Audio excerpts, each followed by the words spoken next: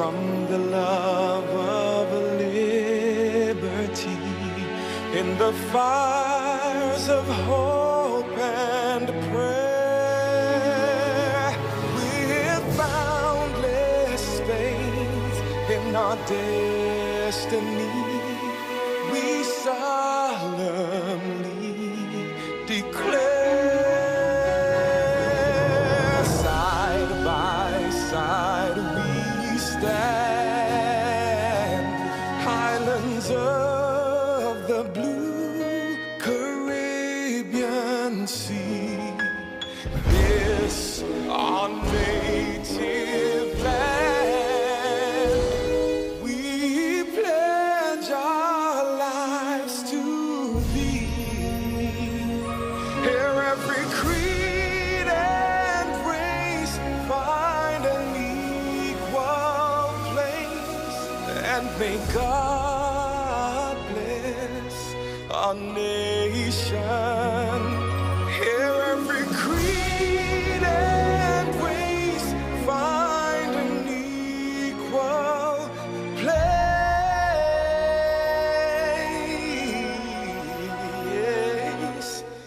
and may God bless our nation.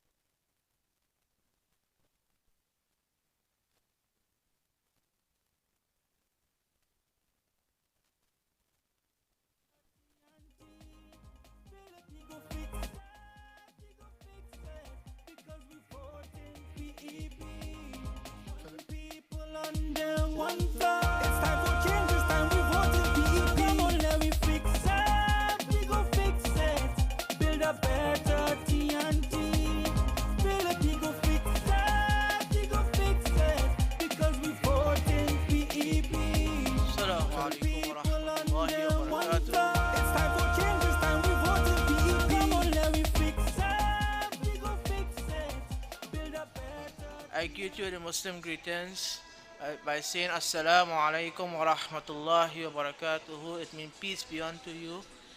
And I'd like to say good evening to each and every one of you. My name is Isa Muhammad, Imam Isa Muhammad from the Debe Islamic Association Jamaat. And I'd like to open this evening forum with an opening prayer. Let's put our hands together and close our eyes. Ameen. الحمد لله رب العالمين الرحمن الرحيم مالك يوم الدين إياك نعبد وإياك نستعين اهدنا الصراط المستقيم صراط الذين أنعمت عليهم غير المغضوب عليهم ولا الضالين قل هو الله أحد الله الصمد لم يلد ولم يولد ولم يكن له كفوا أحد اللهم صل على محمد وعلى آل محمد كما صليت على إبراهيم وعلى آل إبراهيم إنك حميد مجيد اللهم بارك على محمد وعلى آل محمد كما باركت على إبراهيم وعلى آل إبراهيم إنك حميد مجيد ربنا آتنا في الدنيا حسنة وفي الآخرة حسنة وقنا عذاب النار لا إله إلا أنت سبحانك إني كنت من الظالمين. Ya Allah, Ya Ghafoor, Ya Allah, we raise our hand to you, Ya Allah, asking for your help and your success, Ya Allah. Ya Allah, we got here this evening, Ya Allah, under the PEP party, Ya Allah. We ask and we beg of you from you, Ya Allah. We raise our hand to you, Ya Allah, to put your nur and your blessing onto this party, Ya Allah. Ya Allah, you open the eyes of the people of the TNT, Ya Allah. Ya Allah, we ask of you and I beg of you, Ya Allah. Whatever is to speak here tonight, Ya Allah, let us be your most knowledge, Ya Allah, your nur, Ya Allah. What is beneficial for us, let us take it and spread it to the whole entire TNT, Ya Allah. اللهم اغفر لنا حديدا كثيرا كثيرا بسم الله الرحمن الرحيم है सबसे कुंभद वाले मंजूर दुआ करना जब बात नजर आए दीदार अता करना है नूर खुदा आखिर आंखों में समा जाना या दर पे बुला लेना या ख्वाब में आ जाना हे परदानशी दिल के पर्दे मेरा करना जब बात नजर आए आका दीदार अता करना رب زدني علما رب زدني علما رب زدني علما ربنا آتنا في الدنيا حسنة وفي الآخرة حسنة وقنا عذاب النار لا إله إلا أنت سبحانك إني كنت من الظالمين برحمتك يا أرحم الراحمين آمين.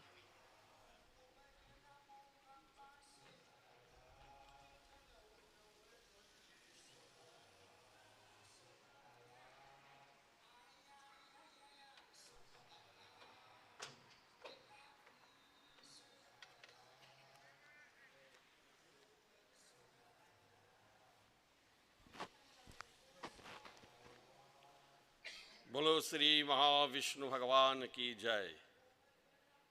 लक्ष्मी जन वेदवत मंडली ज्ञानी सभा भक्तजनों, आज दिन आपको मैं स्वागत करता हूँ। गुरु की कृपा से आपको मैं बोल सकता हूँ। इस कारण के लिए गुरु की चरणों को मैं प्रणाम करता, मैं वंदना और मैं नमस्कार है। Let us all join in prayer. Hari ओम गणनं त्वा गणपति ग्वं हवमहे निधिनं त्वा निधिपति ग्वं हवमहे प्रियनं त्वा प्रियपति ग्वं हवमहे अहम मजानि गर्भमात्मजासि गर्भराम स्वस्ते प्रजाभ्यः परिपालयन्तां न्यायेन मार्गेण महिं महिषाः गोब्राह्मणेभ्यः शुभमस्तु नित्यं लोकाः समस्ताः सुखिनो भवन्तु।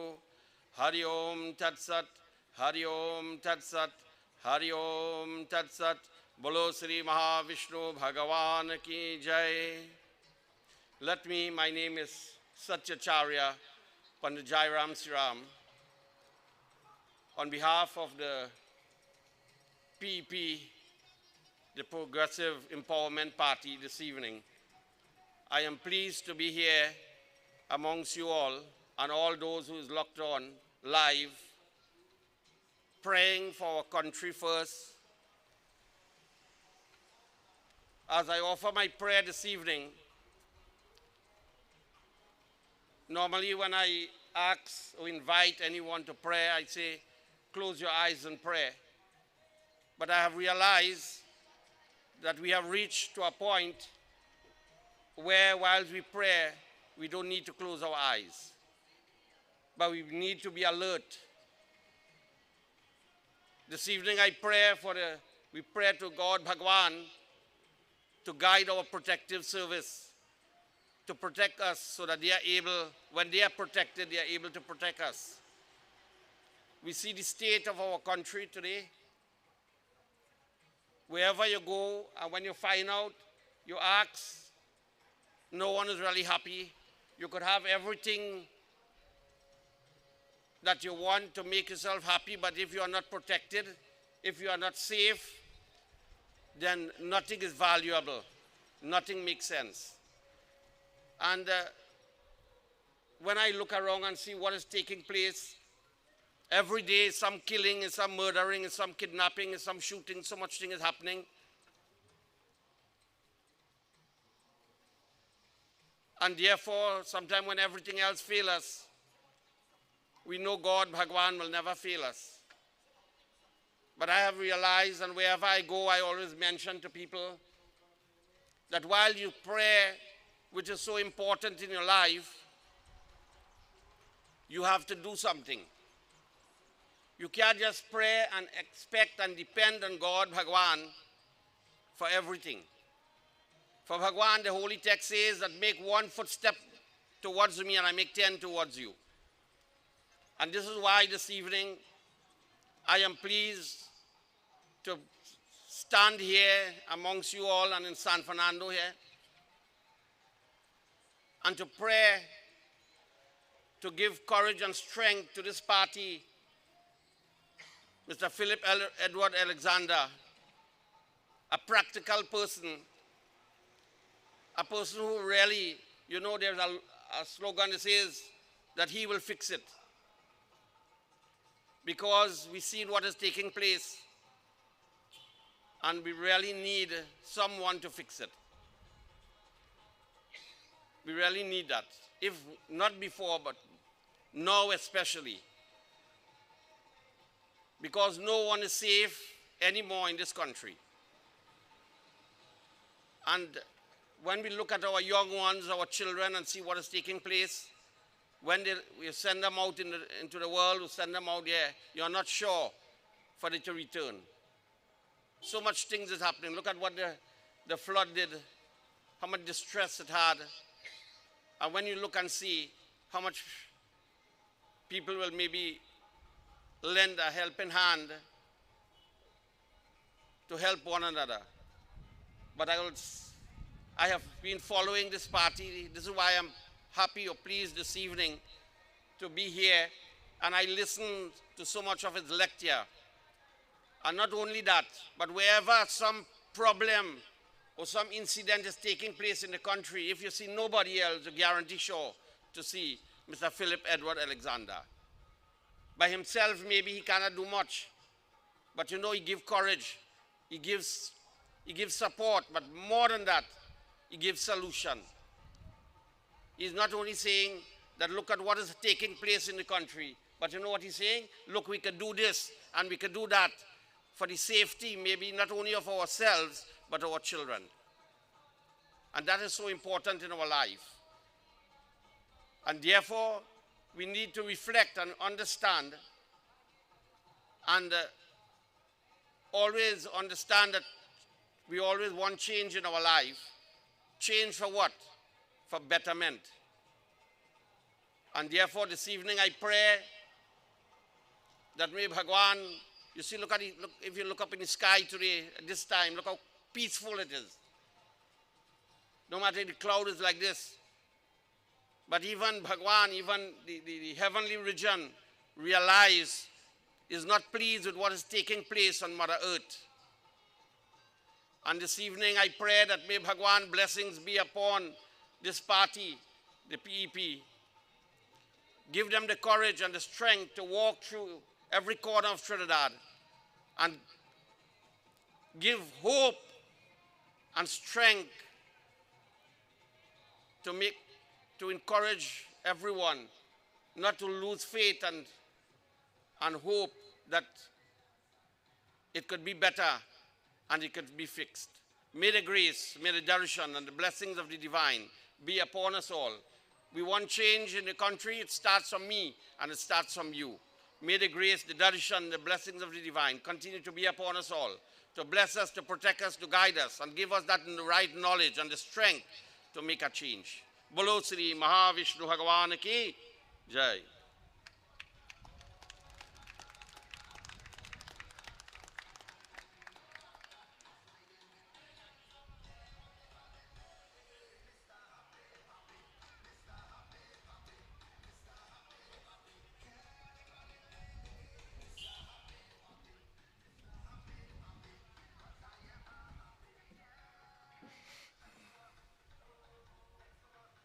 Pleasant evening to all.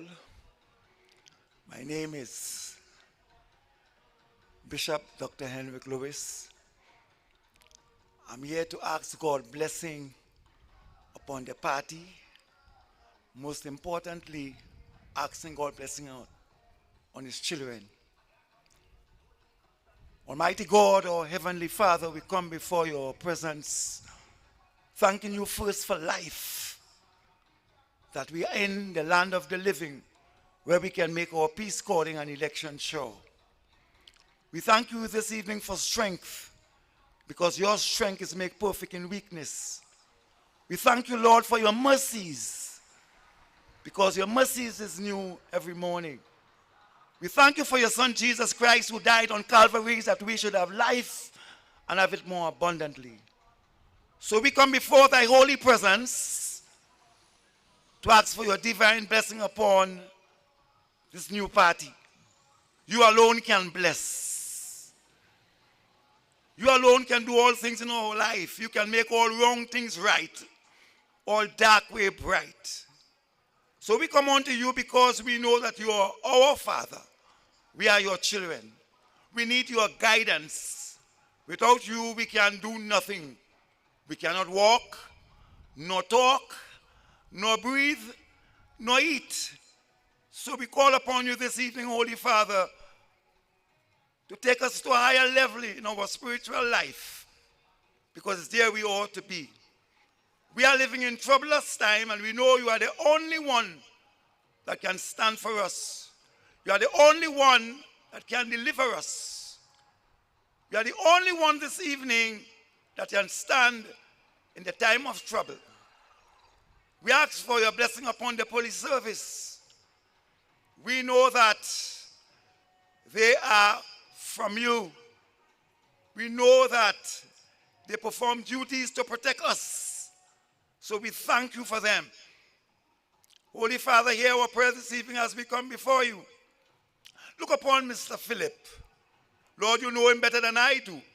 You know him from his mother's womb until his present hour. Be his guide. Be his comfort. Teach him what he ought to know. Grant him wisdom. Grant him knowledge. Grant him understanding as he goes through this unfriendly world. Look upon him, I pray thee. Now look upon those who are with him. I know you can do all things. All power is in your hands. We got to ask this evening that you take control. But you can only take control if we permit you to take control. There is a saying that God is in control. I, as a PhD, as a doctor of research in theology and theosophy, you only can be in control if we permit you to be in control. Then we can ask you to take our life and let it be. Help us to consecrate our life to thee. Make us the people you want us to be. We need your peace. We need your peace. In these troublous days in our country, we need your peace. We need to pray more earnestly. We need to have a closer relationship with you, because we know you can do all things. You can do exceedingly abundantly more than we can ask or think, because you are powerful. Oh, we call upon you this evening, Holy Father, to be with us on this journey, on this political journey. In the years gone by, kings go to prophets. Kings go to patriarchs. All must be involved. All must take part in that which exists in our country. There is no division between the government and politics. We should join together that we should have a more peaceful country, a more loving country, a country where we are our brother's keeper. So I pray to God this evening that everything will be done decently and in order, and your names will be glorified. May God bless you and keep you. Would he make his face to shine upon you and be gracious unto you? Would he lift up the light of his countenance upon you and give you peace? Not the peace that the world giveth, but the peace that passeth through all understanding. Rest and remain into your hearts and to your minds. Through Jesus Christ our Lord. And we all say, Amen.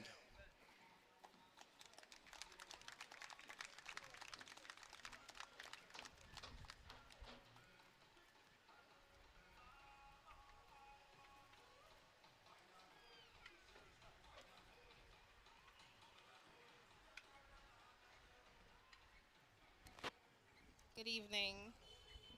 Let me adjust my mic.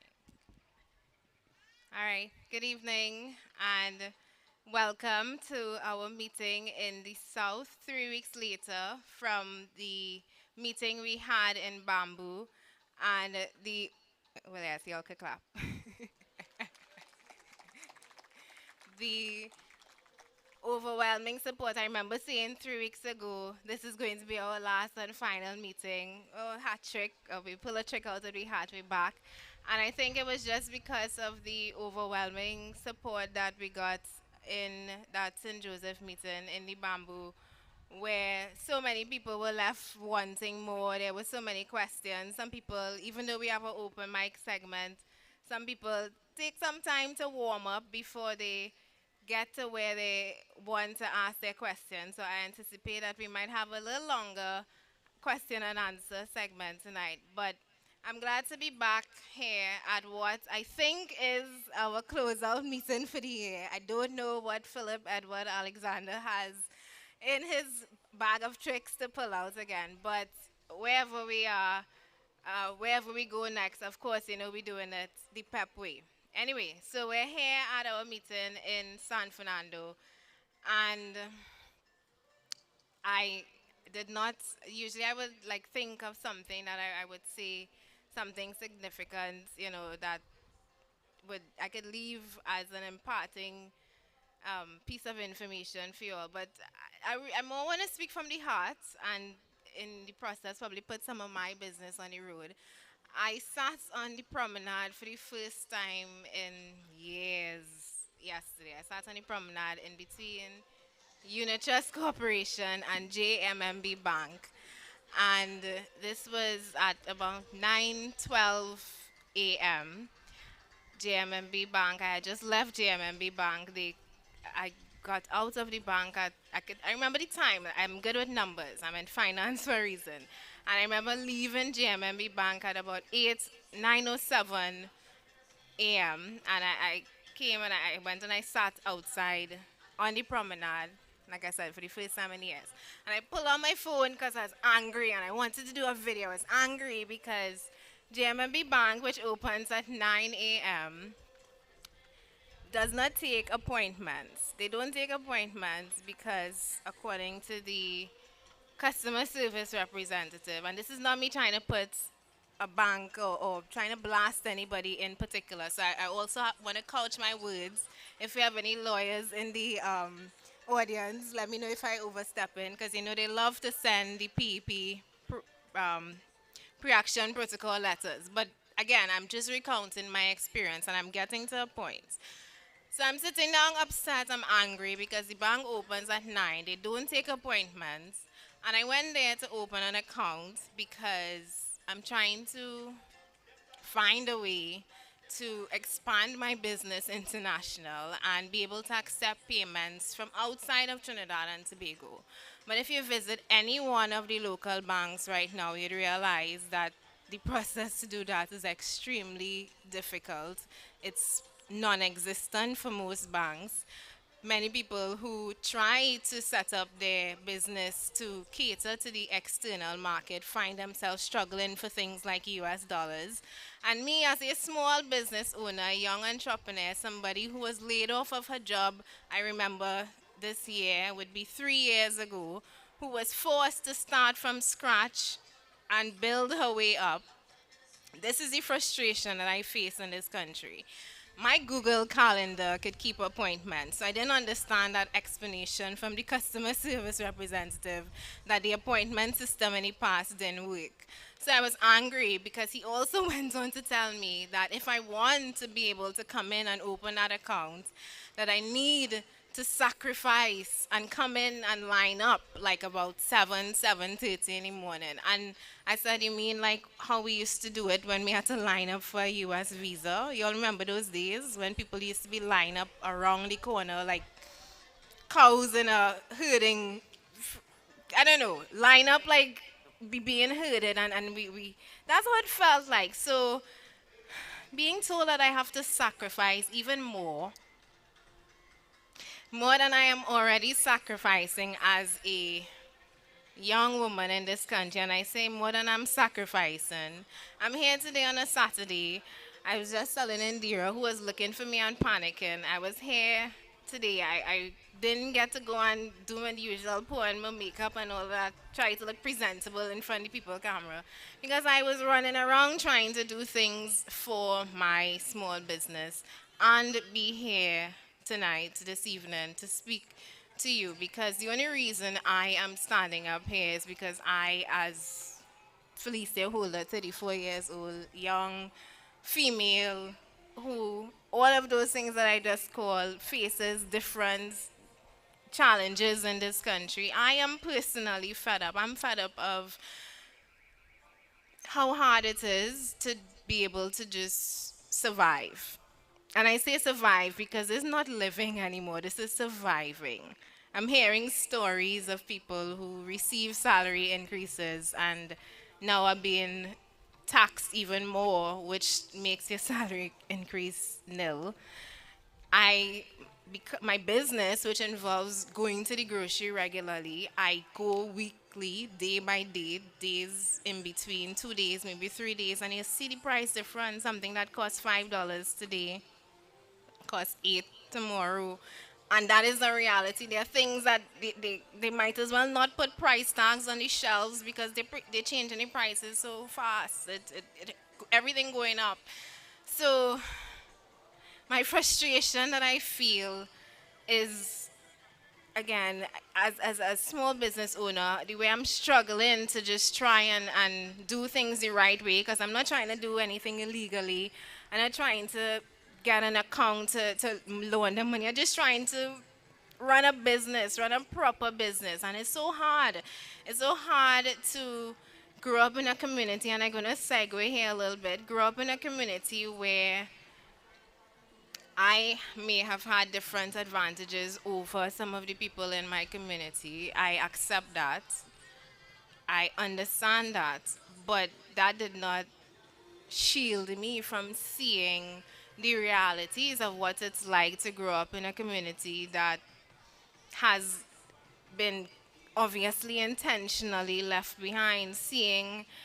I remember when I was younger, people used to say, let the criminals kill out each other. That doesn't happen in the ghetto. In the ghetto, children are born and they grow up and they have vendettas, or friends have vendettas for other friends.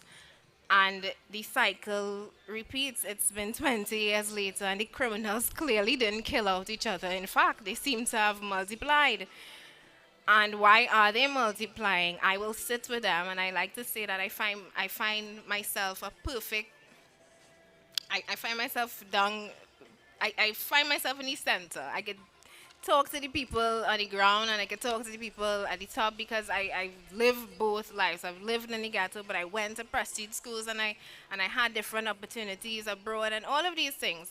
And speaking to them on the ground in my community, people who I could pull up and talk to, people that some others might turn their noses up at or might pass straight, you would hear that most of them just want some real opportunity in life. And it boils down to one thing: jobs. They say it, I want a job. I see them. You see those who don't care. When I say they don't care, they will take the hustle. They will go and bag groceries in Massy. They will go and work security in some security firm. They would go and cut grass. Give them the opportunity, they'll do it. Nobody really wants a life of crime. Of course, there are those who love the fast life. Those at the top who run the chain. But those who are in the bottom, the ones pushing on the ground, they don't really want that. And they are the ones who are collateral damage. They are the ones who getting killed out like cockroaches, like people like to say. But they aren't cockroaches. That's somebody's son and daughters who get caught up in it too. And that's what I see. And that's the reality that I want to change. And that's the reality that I know could change. I said I didn't prepare anything this evening. I wanted to speak from my heart, because this is how I feel. I get tired of doing this every day, every other day. I am fighting with myself. I'm fighting with Philip to say, listen, just give me a break. I am tired. It is overwhelming. I get tired of fighting with things that I feel like at this age, it should not have even been my responsibility, but I took it on. Nobody sent for me. I took it on. And as tired as I get and as frustrated as I get, I press on this because sitting down here today watching the orange in the crowd, watching Mr. Ellington and his custom made shoe that he made sure he got. Mr. Ellington, big you up. He sent his shoe to get custom made, and I was happy to do that to him for him because he wanted to bear his Pep logo proudly on his personal shirt. And if you want to get your own shirt personalized, check out the merchandise section on the right at the end. But for all these reasons, I am here this evening, and I am thankful that so many other people are taking an interest in a better Trinidad and Tobago. And you may not want to come and stand and talk like me, or be politically involved to the point that you're representing a constituency, but if you do, check Satish at the end. But just being here tonight says a lot. It says that you want something better than what we have right now in Parliament. It says that you know that what we have in Parliament right now, both sides, are just a waste of time. The orange in the crowd, even the non-orange, just your presence, your body being here means you want change. And that change is the Progressive Empowerment Party. Thank you.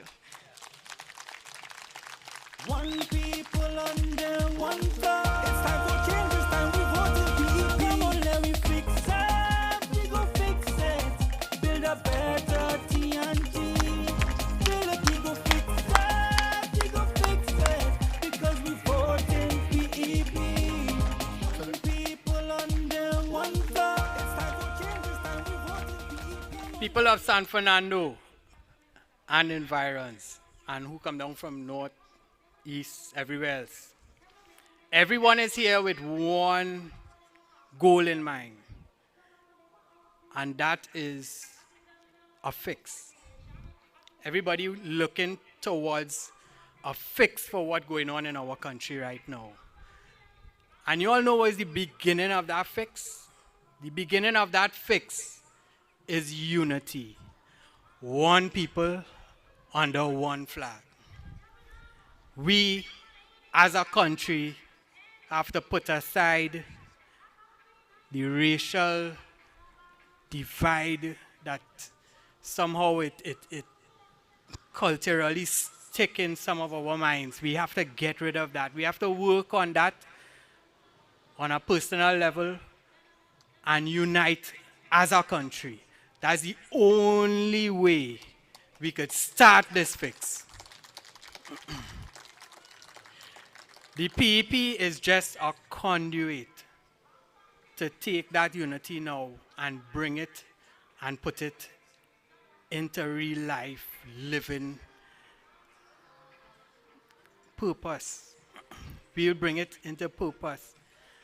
We have done the hard work of identifying how we could fix Trinidad and Tobago. That wasn't easy, right? It took a lot of minds, a lot of individuals who are not even in this country right now. And the reason why they're not here is because they didn't have opportunities to better themselves. So they left, but they want to come back. They want to come home to a better Trinidad and Tobago. But they want to come home to Trinidad and Tobago that could progress. And right now, we're going backwards. We're going backwards. And we had to stop that in its tracks, and we had to turn around, and we had to start shooting for the stars again. But unity is the first step. Right? I personally have been with the PP probably going on 5 years now. And the stories and the issues and the things we encounter, it's not easy, and half of you probably don't know, or you may make joke about it with respect to corruption and things going on in the government and in the ministries and all over. We'll make joke and we'll say, but deep down inside you tell yourself, nah, that can't be true. But a lot of the things that we make joke about is very much true. And it's frightening. And I want to let you all know what we who put ourselves forward, not only in the PEP, we have a lot of activists, we have a lot of people who standing up for this country, real patriots. But for you who don't know, we are putting our lives at risk to save this country. And that's a serious thing. And without the support of every single individual in this country, in this sweet country, because it's sweet. We just have to remember that, and we just have to do better. Doing better could mean just standing up for your rights. Simple as that. Right? Anyway, thanks everyone for coming. As I say, unity, Pep is here. We are giving you that option, right? All new people, no recycled politicians. We're going to take this thing from scratch. We're going to rumble everything and do it over and fix it. We're going to iron out all the creases, right? With your help. We can't do it without that. One people under one flag. It's time for change. It's time we vote in PEP. Come on, let me fix it. We go fix it. Build a better TNT. Build a we go fix it. We go fix it. Because we vote in PEP. One people under one flag. It's time for change. It's time we vote in PEP. Come on, let me fix it. We go fix it. Build a better TNT.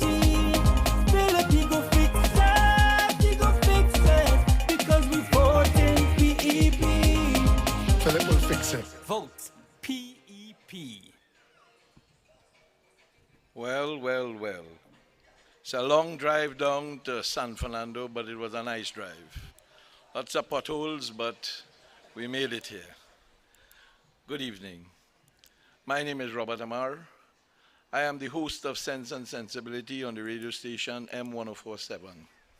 It's the only station your dial should be tuned into. All the other stations, you should shut them down. We are the only station that brings you the facts.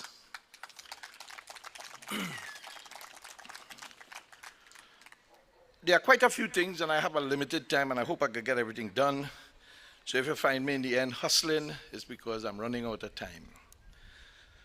The one thing I don't want to forget, which I have forgotten on a few occasions, is I want to wish you, your families, a very Merry Christmas, and hopefully that you'll have prosperity in the new year. I want to tell all of you who put up social media posts, when you put up those posts and all you put is just a picture, it's a WOT, waste of time, because nobody could really contribute to helping you to make knowledgeable and interesting details about those posts. You need to add a little skin to it. Put some details. So especially if it comes to me, and I'm speaking on the radio, I could reference it properly. But when you just send me a post without details, it's useless. It's good to build numbers, but it doesn't get the results. In most of the cases, those posts that you send to me, I forward them to the 41 members of Parliament, the 30 members of the Senate, the President of the Senate, and the Speaker of the House. And on some occasions, I send them to Philip.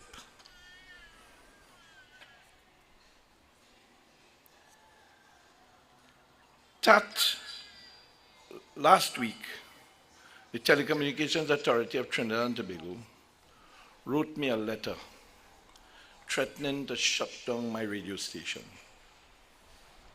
I was on air at the time when the letter came. It was because they said I was owing them a significant amount of money. And that was a lie. But the government of the Republic of Trinidad and Tobago is intent on closing my mouth.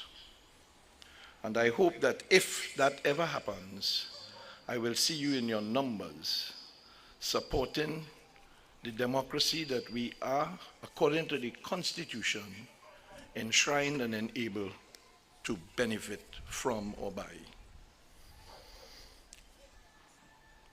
Philip had talked about reset. And I have joined an organization called the Global Movement, Freedom Forever. I want to add to that to say to you tonight, it's time to reset the mindset.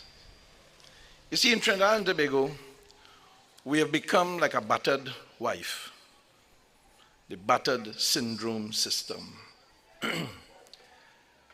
Husband or wife gets home and wife or husband beats the other, and we just get up the next morning, we kiss, and we leave. That situation has to stop. And I am offering, in my capacity as a patriot of Trinidad and Tobago, an option. That option is for you to join the referendum movement. Referendum is like planting a pepper tree. Can you plant a pepper tree without a pepper seed? No. But the pepper seed in this case is the referendum petition. Anytime we get this country to wake up and get over 250,000 citizens following a single direction, we will be able to make the change. The Chinese government imposed on all of their citizens lockdown in order to curtail the amount of problems that they've had with the coronavirus. A couple of days ago, 7 or 8 children got burnt to death in an apartment building. What happened after that was very strange to a communist country. It caused the Chinese government to ease restrictions, but they did not mention the protests of the humans.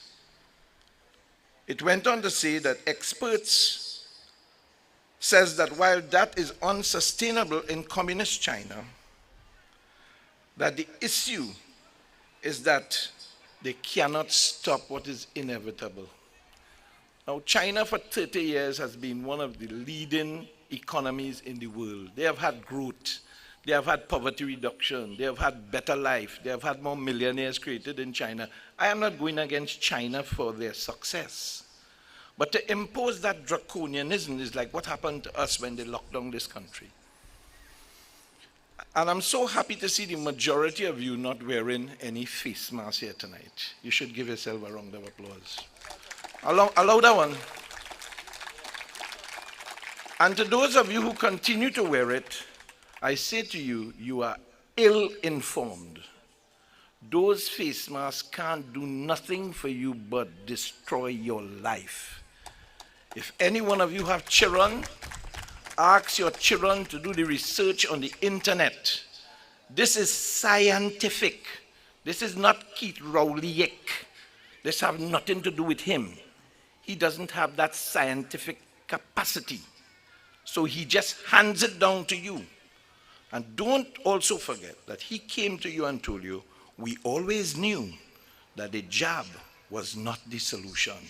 After he forced you to take it and put a lot of you on the breadline, that today we have had the biggest avalanche of closing down of businesses in this country. And the crime rate has exceeded to the point that we have in excess of 577 murders. We head into 600. And there is no solution. The solutions are 10 to 15%. 85% of those people murdered in this country are what you call cold cases. It's unfortunate that the guy doesn't understand. The problem in Trinidad and Tobago is the population. It is you. I have a system that I put in place called the pushback movement. By a show of hands, how many was there? 7 people out of almost 80. What the hell you expect to happen? If you do not support, like Philip had said, if you all had come out when those divers were stuck in the pipe and stood your ground as nationals, showing care and concern for those same citizens, today we wouldn't be here. We wouldn't be here. We wouldn't have 1 survivor. We'd have had 5. But we only have 1. We still have 1 who could tell the story. And I told him that he has my heart, because at the end of the day I can't give him nothing else. He survived to tell a story, to help this country to get to another level. And one day you will get the message. But I hope it's not too late. So start blaming yourself, because the problem is not me, it's not Philip, it's not political parties, it is you, the people of Trinidad and Tobago. And when you get serious, we'll solve the problem. Saturday is today. Tomorrow is Sunday. And the PNM have their internal elections. So let me share some information with you, because I think that's more important.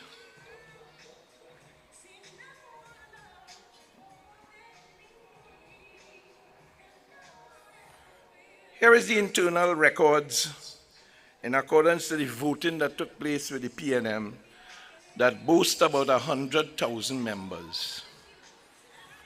On the Saturday, with all the inclemency, 3,582 people voted. On the Sunday, 5,506.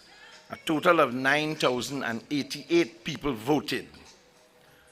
But in the constituency of Diego Martin West, from where the Prime Minister resides or is the MP, 83 people voted on the Saturday and 105 voted on the Sunday. My prediction is that he'll be returned. But my request of you is, if he is returned, 100,000 of you show up in the savannah and say, Rowley must go.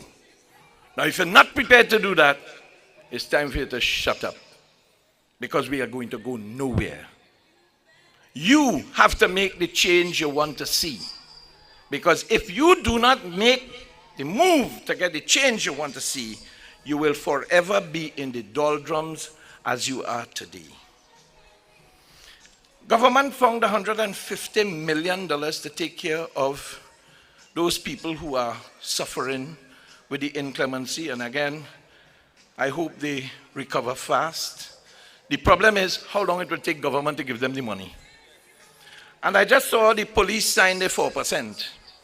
Imagine the government find $150 million to pay those people, but they can't find money to pay the police that put their life at risk every single day. Every single day. And they had to take a 4%. And Dixon, the man in charge of them, say, well, we are guided by them. I wonder how much of those policemen agreed with the 4%. We'll never find out. Because batch against batch against batch, all the batch just support each other. But 4% is unacceptable. Unacceptable. But they like it. They take it. They know the risk.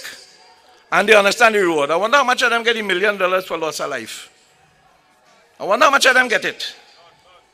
Maybe none. But they go out every day. And they could get gunned down by a bandit with an AR-15. And then the wife had to suffer. But that's the sort of system we live in this country. So again, I'm saying it's time to reset the mindset. And let me tell you why. You've got to start to exercise your political voice to create the change you want to see in your country. You have a political voice, you know. But within recent time, you have it, what do you call it? Mute. You put it on silent. Get your voices ready to be heard. Trinidad and Tobago's second biggest problem is our polarization. You look at me, and here we are calling me Indian.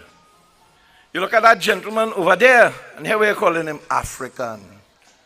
Who the hell is an Indian and who the hell is African in Trinidad and Tobago? Well, little get up. On your passport, the last time I checked, I was looking carefully. Somewhere behind the Trinidad and Tobago, I see Indian and African mark, you know. But really, the only thing you could see on your passport is Republic of Trinidad and Tobago. So what are you? You're African? You're Indian? Or you're a damn Trinbagonian? You are a Trinbagonian. And if you don't start to respect that you are a Trinbagonian, you'll always be African and you'll always be an Indian and you will always be unwelcome in your own country. So start accepting that you're not an Indian and you're not an African. You're a Trinbagonian.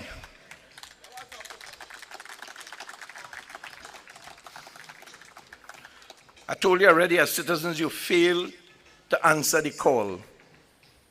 When we make a call the next time, whoever it is make that call, let there be hundreds of thousands of people showing up for the right reason.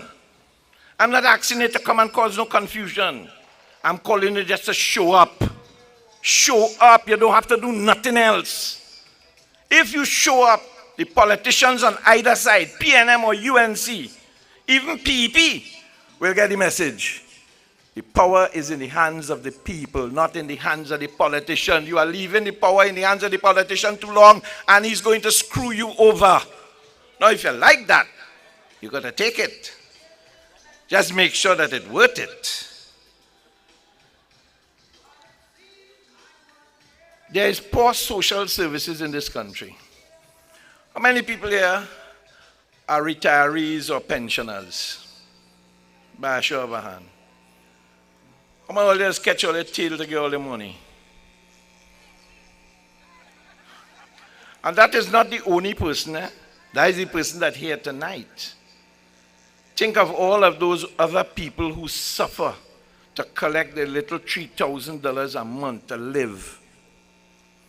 And that is unacceptable, especially in a digitized society where when you're dead, they have to make a death certificate. And when you're born, you have to make a birth certificate.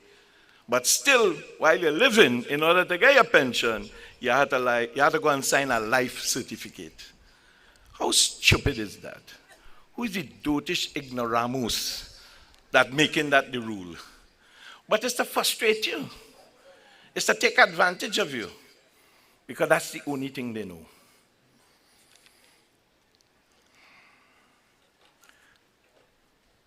Do not wait for opportunity, people. Create it. You have an opportunity now to create what you want. If you leave here tonight and everything stays as normal, then do not expect your families to live a better life in the future. He who is not courageous enough to take risk will accomplish nothing in life. I don't know how many of you have ever taken risk in your life. I have taken a lot of risk in my life, both personal and financial. But I want you to understand, the national anthem has caused us to have a hell of a lot of problems. I am calling for the government to change one line. Where every creed and race find an equal place. I want them to change it to where every citizen find an equal place. Because we have no damn race in Trinidad and Tobago. The only race it has is the human race. And the day you start demanding that the human race be respected because you are human, and not because you are African or Indian, you will get a better Trinidad and Tobago. Outside of the general election, my last words, you have no choice. If they ram it down your throat, the city could burn down. We jamming still. We jamming still. And all you see it, the man was in San Fernando partying. While people were being flooded, he couldn't put it off. Let's get realistic. But still, that's not the point. The Prime Minister has not addressed this country to date about that flooding. And use the boss. Too damn disrespectful. It's time to reset the mindset. And the day you make that, cross that line on the ground and start deciding that the time is now to reset the mindset, then is the only time you will see a difference. We launched the referendum petition on January the 3rd publicly. I expect everybody in Trinidad and Tobago to support it.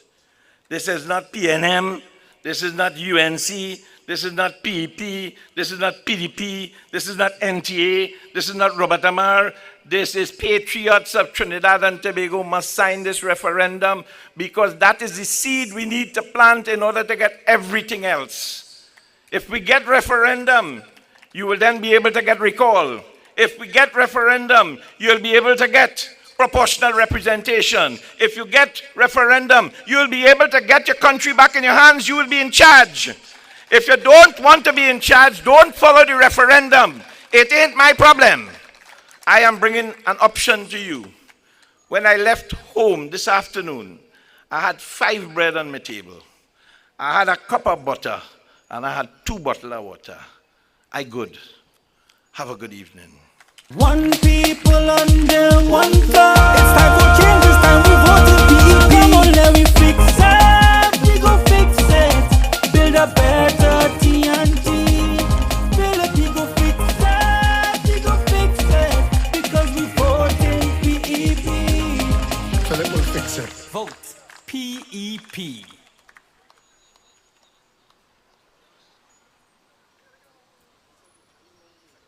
One people under one flag. It's time for change, it's time we vote PEP. Come on, let me fix it. We go fix it.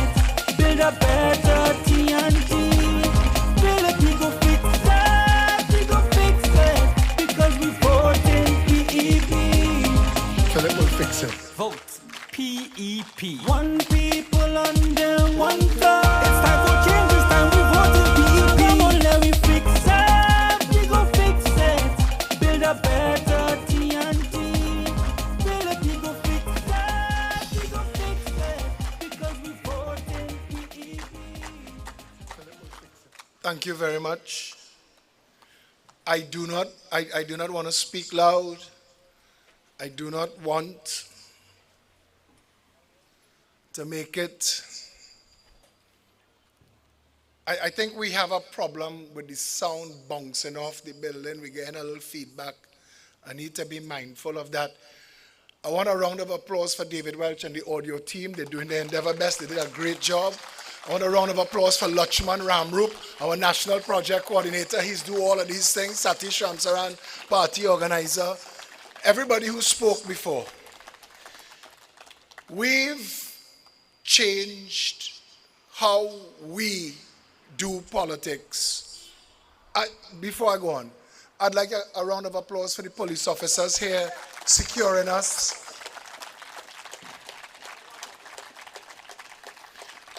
The one people under one flag that we are, whether we accept it or not, that's who we are. The one people under one flag that we are is all of us. At the end of the day, we take off with clothes, we take off with uniform, and we climb into whatever we go to bed in at night. We are one people under one flag, suffering together. That's what we're doing. We're suffering together. We've not realized that we are the cause of our suffering. You hear a lot of politicians talk. The Progressive Empowerment Party has no MC. You introduce yourself. I am Philip Edward Alexander. I am the political leader of the Progressive Empowerment Party. We have Indira Singh Awai. She coordinates the movement of people on and off the stage.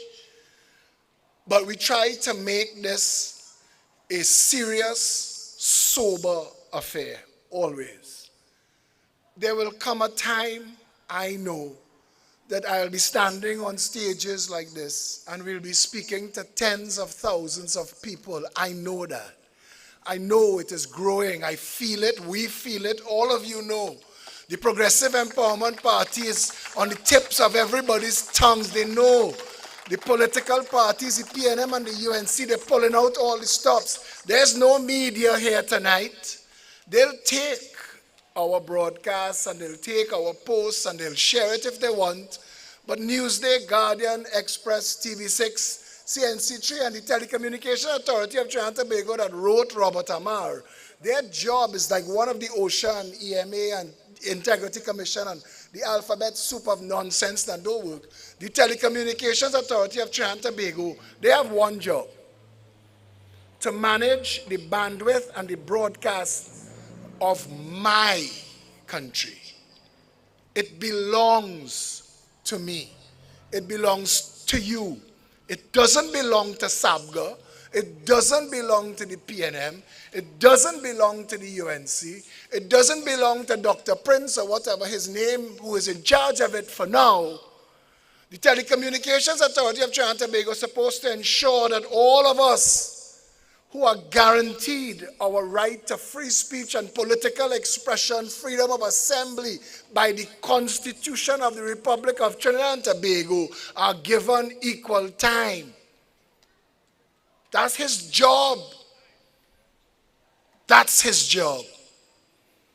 And he may not know his job because more than likely he's a political appointee and he is doing what he needs to do to keep that job. But if you hire me to run this country, I'll fire him.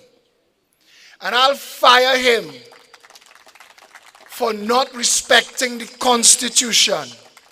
I'll fire him for not respecting the citizens of the Republic of Trinidad and Tobago, because he don't have to like me.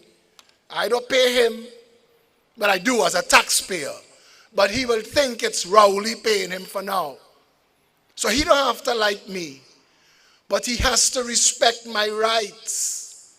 Under the Constitution of the Republic of Trinidad and Tobago, the 12 charters, 3 of them give me a right to be heard. Each of you have that right. It is what separates us from the despots and the dictatorships. It is what we have to fight for. And I wish the police officers could cover their ears for a minute. But the day they decide to try to take away our democracy, it is what we must riot for. We must stand and defend our Trinidad and Tobago from enemies, foreign and local. That's our responsibility as citizens. Robert talked about his 5 bread and his cup of tea. Watch me. I just, like all of you, like each and every one of you, I could be home. I had to walk out on that Argentina game. That was hard.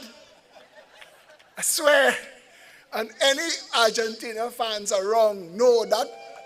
All you know, that country does break your heart. So you had to take your wins where you're getting it.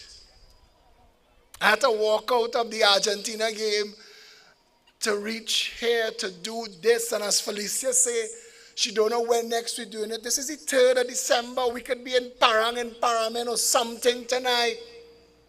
We could be, all of us, like in Reserve, out Lyman, down on the avenue or up in the cross or wherever it is, just go to vent at the end of the long, hard week of sufferation that Trinidad and Tobago is. And anybody who says that that statement is not true is a liar. Trinidad is not a good place to live right now. We have police officers who leave their homes, leave their families to go and put their lives in danger for strangers in a country where the Customs and Excise Division just admitted in this narco state, where a prime minister admitted there are 37,000 illegal guns in 2017, that 19,800 containers came into this narco state without being scanned, screened, looked into. We've shipped, ask these police officers, they will tell you, we've shipped billions of dollars of cocaine to the world.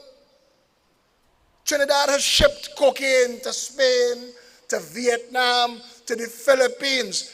Trinidadian cocaine went to Norfolk, Virginia, and Canada. Trinidadian cocaine was in a bottle of some soft drink that SM Jalil has made. I don't know how it ended up in that bottle. I'm not blaming SM Jalil, but it is their brand. And somebody in England drink it, and it busts their heart in their chest. It was pure cocaine. We've shipped cocaine in Milo tins. I'm not blaming Nestle. But we ship cocaine out of a country that does not grow cocaine or does not make cocaine. So if customs and excise cannot stop cocaine and guns, why are we paying them? To frustrate the small importer who bring in the little parts for your car, you bring in the little entertainment, something for yourself, clothes, whatever.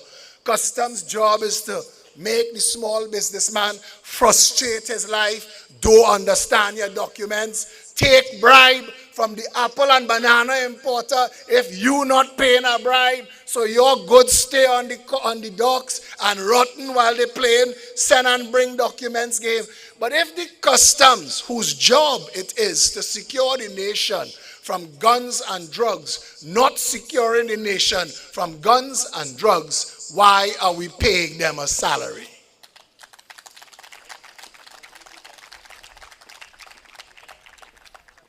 We had 560 murders, give or take. We in new territory. This is the highest we've ever been. We have practically a month of murder left. So we could set the bar very high where the bloodletting and death is concerned. And everybody knows we live in a country where everybody think when somebody get killed, he horning, she horning, he thieving, that one bribing. All is collateral damage in a country that hates itself. Eric Williams taught us that. Eric Williams taught us to hate ourselves. If you're black, stay poor and hush. PNM go take care of you. If you're Indian, you're a recalcitrant minority, PNM don't care about you. And that was the first message we got from independence. Not even the Queen was so bold-faced in their divide and rule. But Eric Williams, he stuck a dagger in the heart of national unity that we've been fighting to fix since. Syrian people, Chinese people, white people, and others who don't easily fit into black, African, or Indian, they have no say. So our politics doesn't work. And until you fix the politics, I told you all today, I put out a video about why our roads do not work. And Trinidadians are in shock that this information is available and nobody told them. And we literally showed them how roads were invented to be built by the Aztecs and the Incas and the Romans and the Persians and the Babylonians and the Mesopotamians. Those cultures, long gone, have left roads we still use. The Aztec Highway is a real thing from Argentina almost to Canada. It real and it there 10,000 years. Junior Sammy can't build a road that lasts 10 years.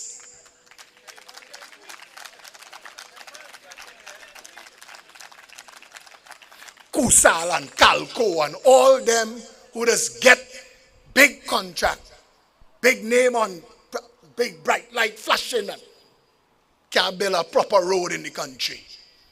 The Yankees built road in Chagaramas, Wallerfield and the North Coast in 2 years. That's still there. Sheldon Khan, where is Sheldon Khan, our representative for Point 14? I met Sheldon Khan on a section of the Point 14 highway that taken 20 years to build. In 2022, they playing monkey games with all you. Because that should not be so. And we get to a point where we tell people, if you burn tires and you protest, we go lock you up. And that is wrong. Because Eric Williams and Ellis Clark edited the Constitution to remove the things that Robert Amar is fighting for now. Things like referendum and recall. Because before the 1976 Republican Constitution, you could have fired Rowley. And for his absence for the flooding, he should be fired.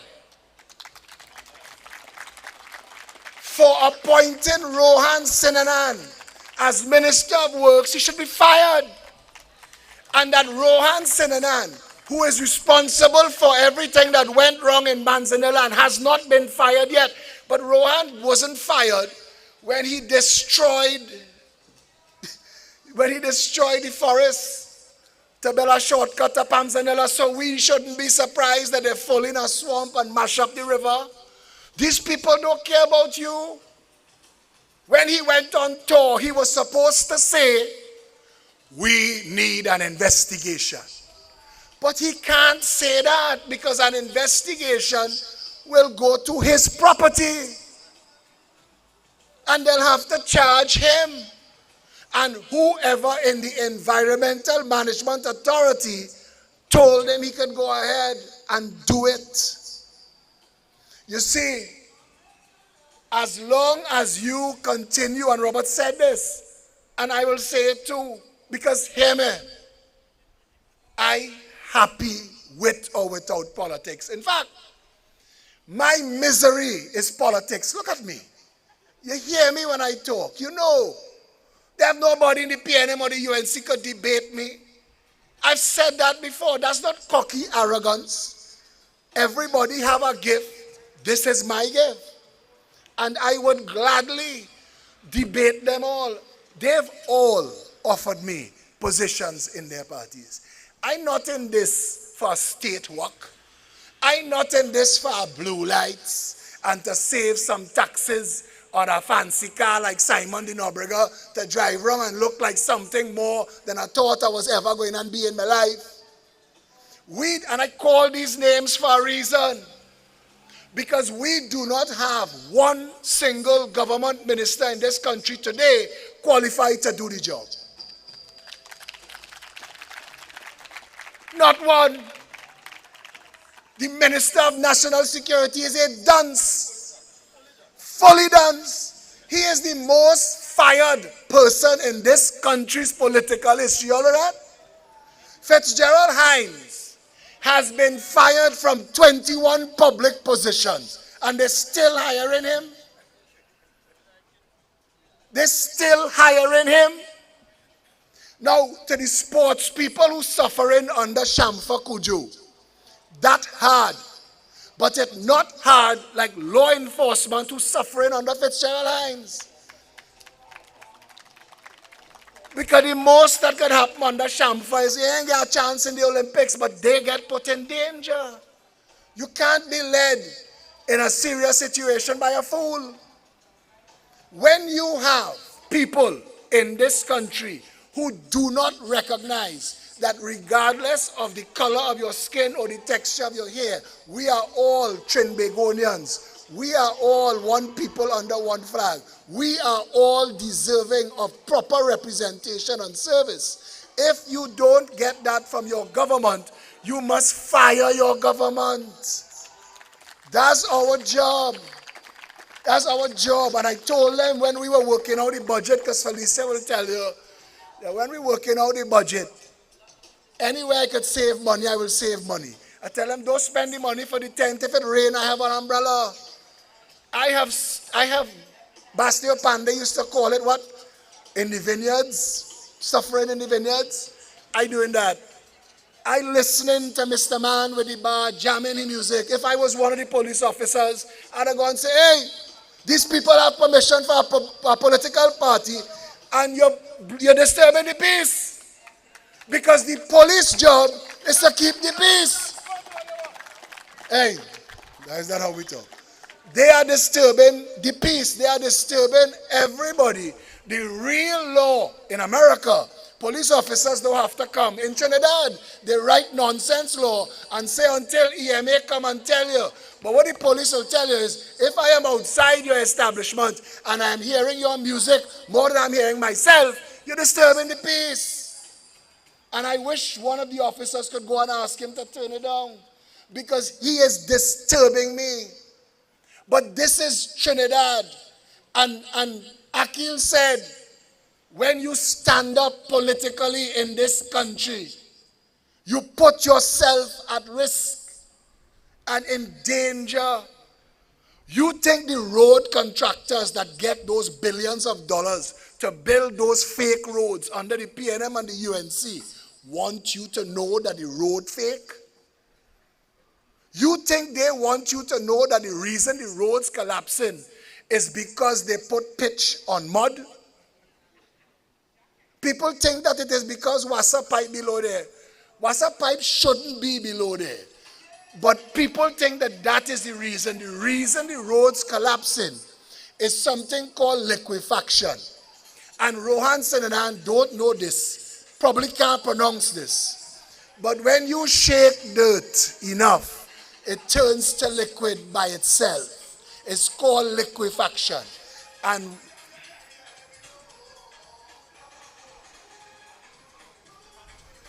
Satish, we have any members here could go to the bar and ask them to turn down the music? Where's Felicia Holder? Where's the chairman?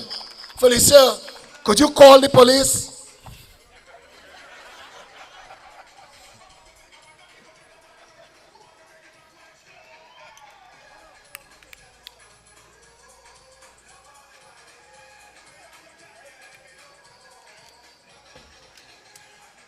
There's a law, a natural law, that says my right to swing my fist stops at your right to not be hit in the face. And when we all learn that, we wouldn't have to have so many police officers standing outside here tonight, because everybody would respect everybody else. But we're not there. As a nation, we're not there. But we need to get there. And the only way we're going to get there is if we stop the racist division that allows the contract mafia, the organized crime that controls those politicians and allows for the destruction of our country. The day we, the people of Trinidad and Tobago, stand up for each other is the day this country becomes what it was meant to be.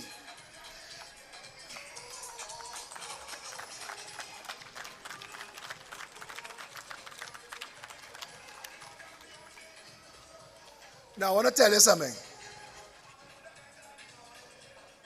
On the 25th of February,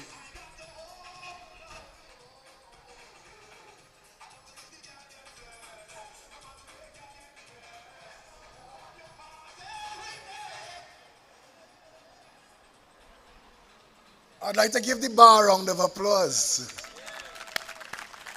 On the 25th of February, I was in fire service headquarters because I went to make a noise because 4 little black children burned to death in Baraval next door to RB, whatever it's called now. And they burned to death with the fire truck stand up right there, and the fireman tell me we don't have the tools to break down the door. So the world watched those children burn to death. And I went to make a noise. And when I was making that noise, the chief fire officer told his subordinates, call the police for me. So we left. The head of the Fire Service Association contacted me and said, everything you're saying, you're right. 1/3 of the fire stations in this country have no trucks. Most of the trucks driving on the road have no equipment. None of the firemen have self-contained breathing apparatus, which looks like scuba gear. It's the same thing. If you put a U for underwater, that spells scuba. But for firemen, it's self-contained breathing apparatus. And when you see our firemen outside the building, wetting outside the building, that's not firefighting. It's called firefighting because you kick down the door, you go inside, you find what is burning and you're out that. And then you're out the rest of the building. But they can't do that because we don't have those things. Anyway, so he had told me that he will come on a show with me tonight, the 25th of February. And Satish Ramsaran organized the show and we broadcast the show. On my way to getting to the show, I got a call from a gentleman who introduced himself as Nicholas Kerban. Nicholas Kerban called to tell me that an incident occurred at Paria and that 5 men were trapped in a pipe underwater and that nobody was responding to them. And they wanted me to make a noise so that people could respond, those in authority. The rest is, of course, history. But Nicholas Kerban is here tonight, and his mom is here. And if Nicholas still wants to come up on stage and say a few words to you all, I'd like him to join me. And Christopher Boudram is here. Christopher Boudram is the diver that was one of the 5.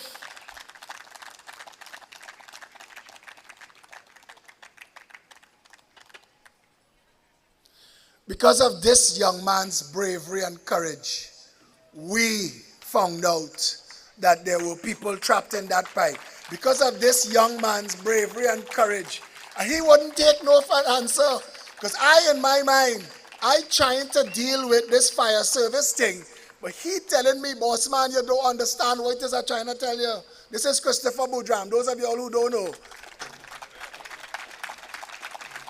If it were in my power, he would have a national award, the Trinity Cross, or whatever we're calling it now. And I spent a weekend with these gentlemen. You all don't have to say anything. You have a case going on, it's up to you, right?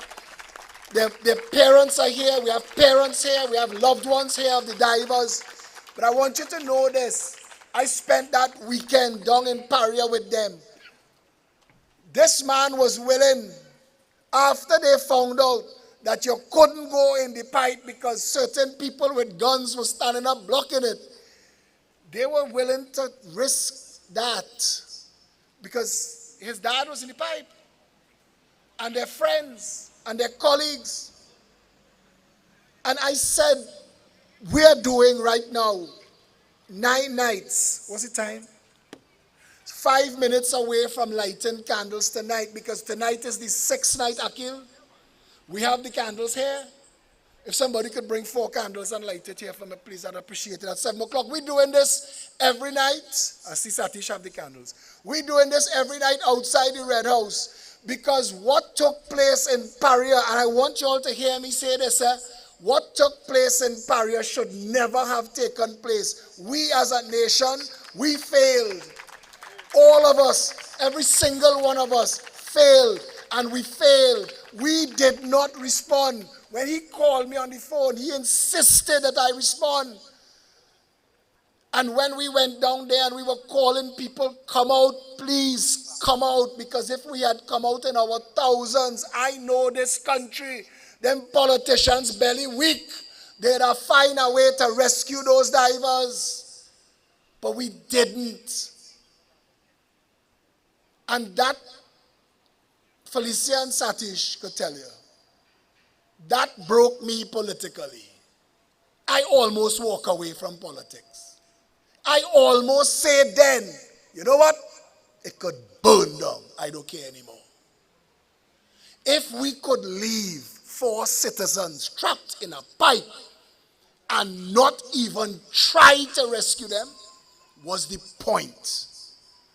I want you all to meet Nicholas Gilbert. Hi everyone, I'm Nicholas Kurban, Faisal Kurban's son. He was one of the divers in the accident. I just want to tell you guys, thank you for coming out tonight and showing support.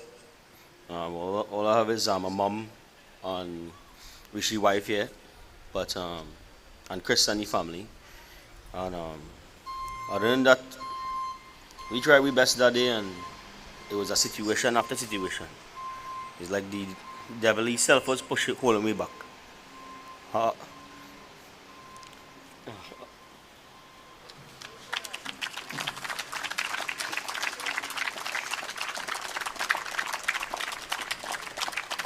Christopher Buja.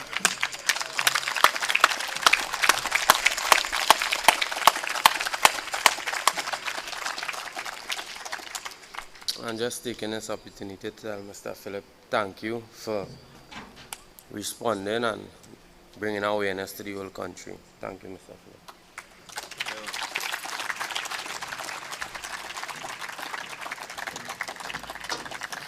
We didn't call them here. We never ever politicized this issue, even though we were, for all intents and purposes, first responders. The media wasn't there. The media wasn't there. I think we're having a problem here, David. But we were there. And we never politicized it. One of the divers that went for Christopher is, and has been for a long time, a Progressive Empowerment Party member, Ronald Ramuta. Give him a round of applause, please. I'm saying that tonight. We never talked that. I'm saying Anthony Henry, who was the PEP candidate for Komuto Manzanilla in 2020 and the head of the East Hub, is the uncle of Yusuf Henry, who was also in that pipe. It's only when we got down there we found out how connected our organization was to those people. And what is going on now? Let me give you an example. In less time than it taking them from the event that happened in February to having a commission of inquiry in November, in less time in America, there was a fellow named Timothy McVeigh who blew up a building in Oklahoma. They found him, charged him, prosecuted, and executed him in less time than it taken us to find out who is responsible. At the end of the day, somebody is responsible, and we in the Progressive Empowerment Party will never let this go.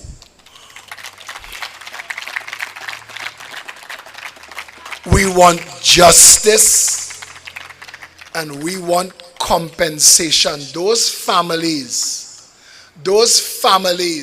have been suffering beyond suffering. The length of time it is taking to address this issue is adding insult to injury. And that is why we are having the 9 nights outside the Red House, to let the state know that we, the people of Trinidad and Tobago, we want justice and we want compensation for the families.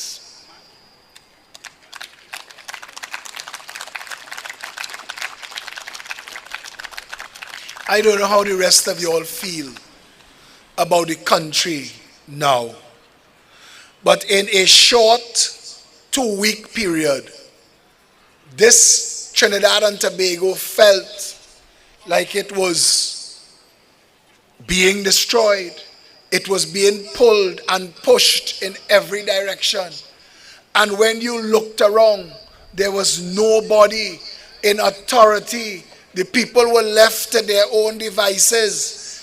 When I went down Manzanilla to see what happened, oh, let's take a minute.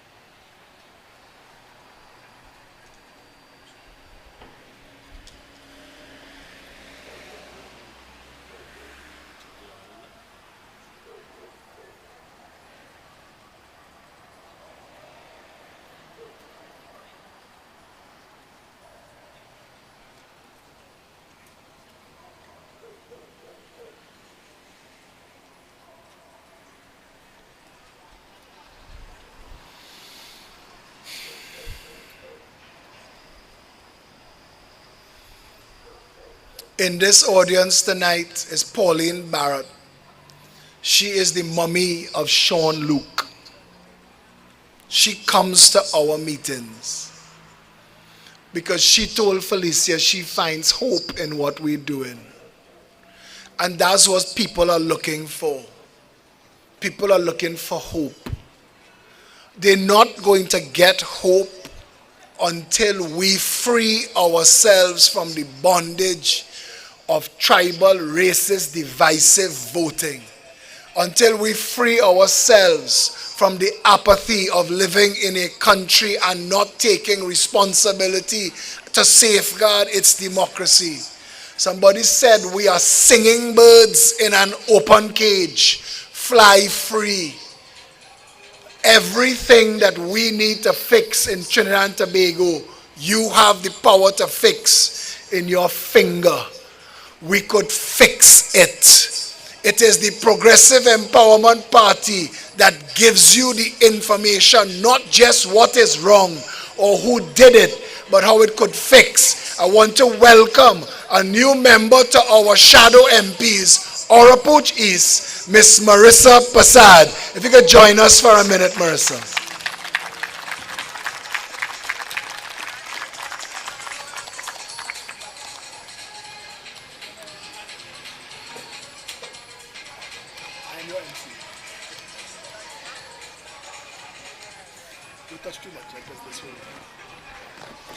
Hi, good night, everybody. This would actually be the first time I'm being introduced as Shadow MP, and it sounds pretty good. I want to thank Mr. Alexander for welcoming me to the PAP, as well as our family in the Progressive Empowerment Party.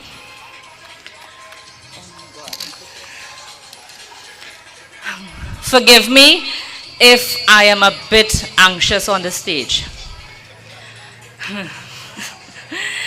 I am not much of a talker. I am more of an action person. If I can get it done, I don't need to say anything. A few nights ago, I went in town to meet Mr. Alexander as well as a few other PEP members to light the candles for our divers of Trinidad and Tobago. But I didn't only light a candle for our divers. I also lit that candle for my husband, who passed just 2 days before these guys passed. And I used them as an example to cheer up my children, because I told them, I say, you know, your dad, we were expecting his death. We know he was sick, and the doctors told us, you know, look out for anything. But for these divers, it was so unexpected. So we lit those candles not only for the divers, but for everybody who got injustice in this country. everybody who did not have a voice, and even if they tried to speak out, they were persecuted. They were shut down by this government, even by the opposition. And tonight we take a stand. We take a stand and shout to everyone to let them know that we are here and there are people out here that care. And we will shout and let everybody know that we as a people can do this. Justice for all. Justice for all in all categories of life. And I think I don't have anything much to say because Mr. Alexander said it all already. So I just want to wish everybody a good night and reach home safe. I thank you. One people under one flag. It's time for change, it's time we vote in PEP. Come on, let me fix it. We go fix it. Build a better TNT. Build a we go fix it. We go fix it. Because we vote in PEP. And I want to welcome Marissa to our growing ranks.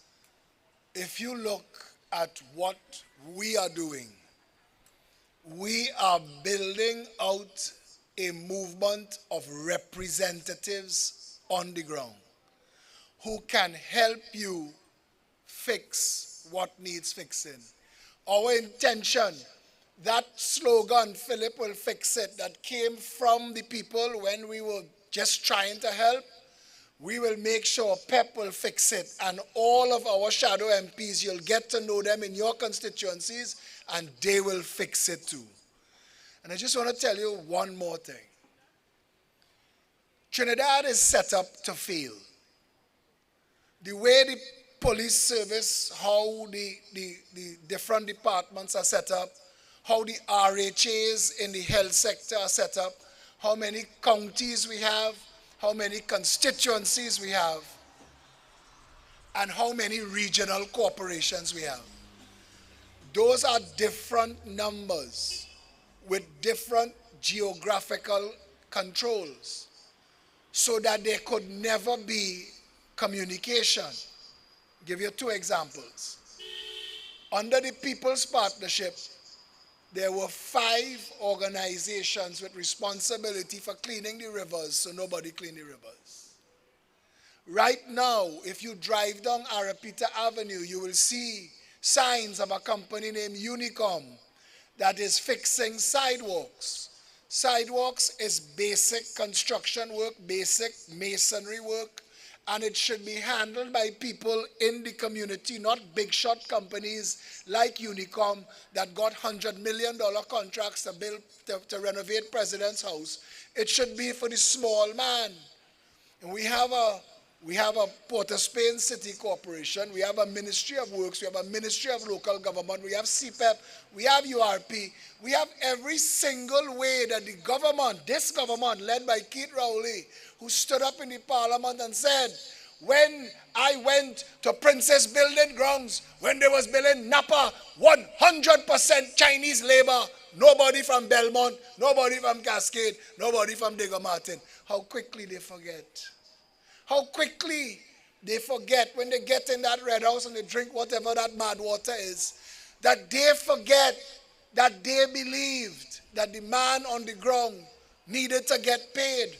You see, a progressive empowerment party government will abolish the way the police service is set up, the regional health authorities, the RHAs, all of it, and replace it with something called the Constituency Board of Supervisors. I'll explain this to you quick. There'll be a supervisor of public works, public utilities, healthcare, education, national security. So within your constituency and all of the 41 constituencies, the important things to manage your constituencies will be done in your constituency. Under a progressive empowerment party, there will be no more monster contractors, no more overnight successes.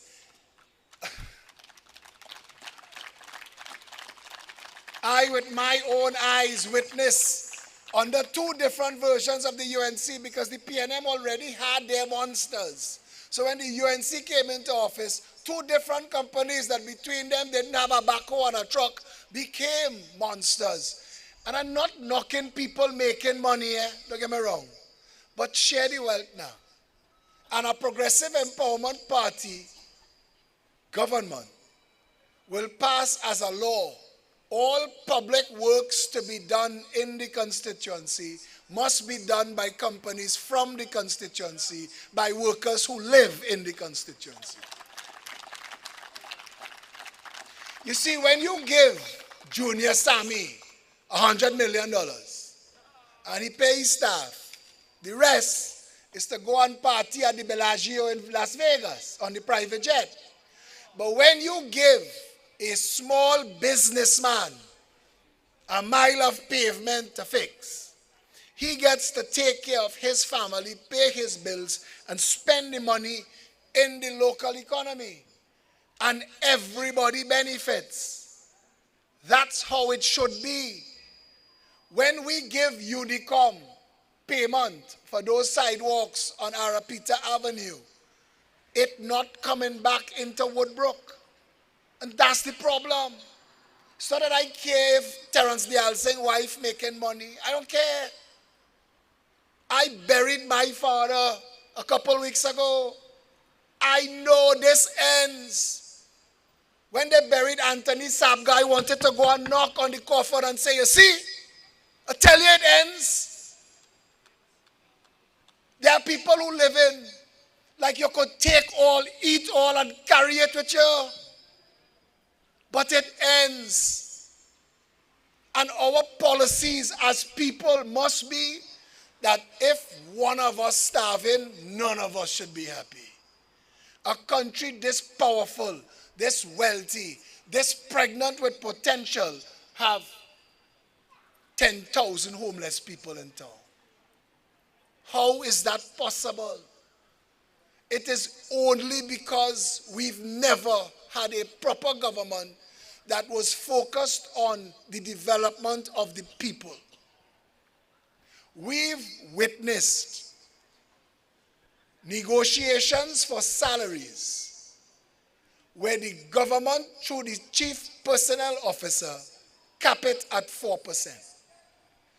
But that is, for some of those workers, that is 2013, 2014, 2015 salaries.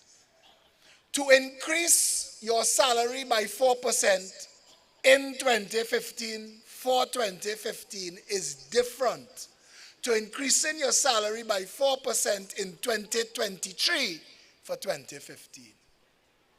You see, the cost of living in this country has gone up at least 50% twice.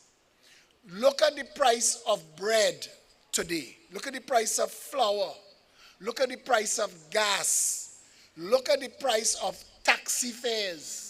Contrast and compare what you could have bought and spent and done for your family in 2014 with that money and what you could do now. And if it doesn't add up, it's wrong. And then the Minister of Finance is coming to fool you because they're under real pressure. This government could collapse. They come in to tell you, we find $1.008 billion.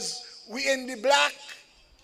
You're in the black with your own contractors, your own VAT refunds, and you're not paying workers properly. How does the black?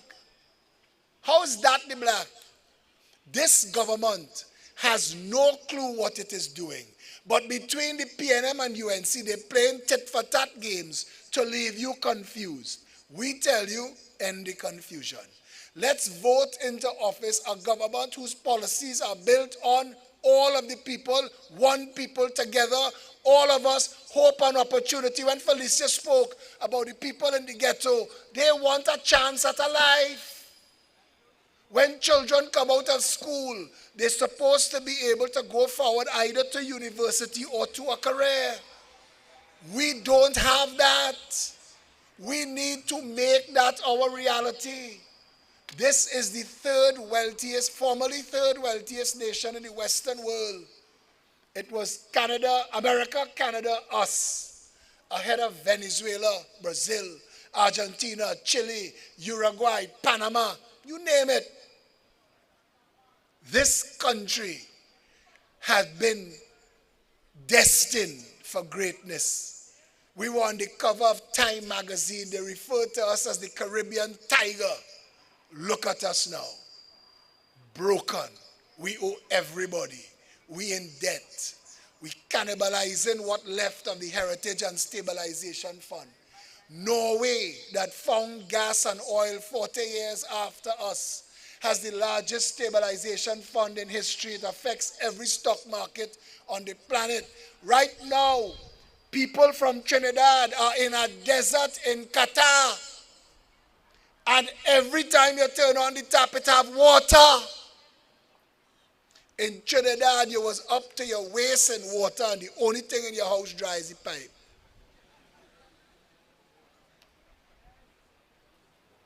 The only reason it is continuing. What Robert said tonight, Robert Amar, and he's somebody I have a great amount of respect for. And what he said tonight, angrily, because he's been fighting this fight. I know Robert decades. And I'd go by Robert, and there'd be people sitting in the waiting room. And they're just there to tell him their problems, and they know if they come there, they'll get something. He's been trying. Robert, as an East Indian, created Kiskidi Caravan, and he worked hard culturally. He's a man who don't see race and color, and that's why these things annoy him. So that's why he speaks so angrily. But he's correct about one thing. If we continue along this journey divided, we will lose. To fix it, we have to be one people under one flag. Akil Camps told you that. Trinbagonians, Trinidadians and Tobagonians, however you want to call it. But miss me with the nonsense of Afro and Indo and Syrian Trinidadian. Miss me with that. We have to be Trinidadian. Because most of us, even though they're forcing us to put those things in front of our name, will never see Africa, we will never see India. And if they try to send me, well, only know the joke, they got to send me in parts. The only reason there's a Progressive Empowerment Party, and Ms. Holder, the chairman, said it, the only reason there's a Progressive Empowerment Party is that somebody has to stand up. And when we looked around, we realized it was us. So we are standing up. And we are asking everybody to stand with us, to stand together. Let us raise these issues. Let us unite the people. Let us offer real factual solutions to the problems that plague this nation. Let us use politics to end the sufferation. Let us unite as one people under one flag and fix Trinidad and Tobago. Thank you.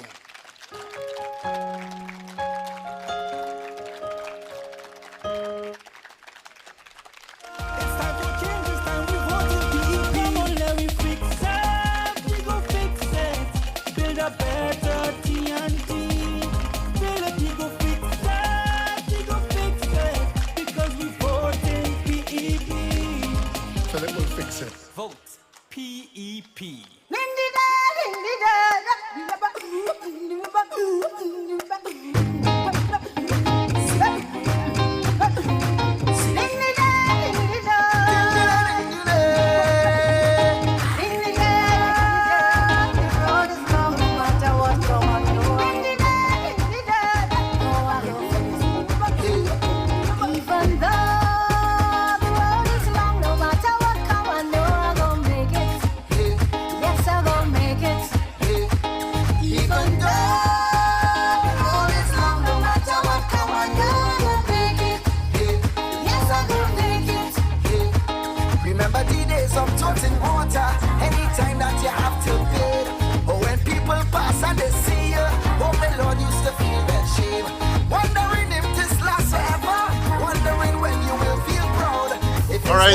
So good night again, everyone.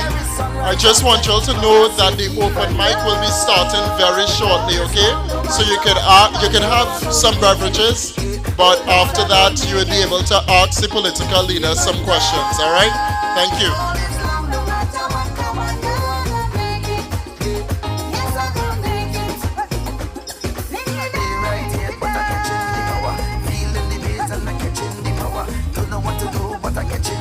It's a spiritual feeling, but I catching the power. Tripping on the road, but I catching the power. On the ground and I catching the power. When the music hit me, I catching the power. Even though, in your people try to fight you, all how they want bring you down. Behind your back, they trying to spite you, smiling with you like lizard clown. Yes, you know that.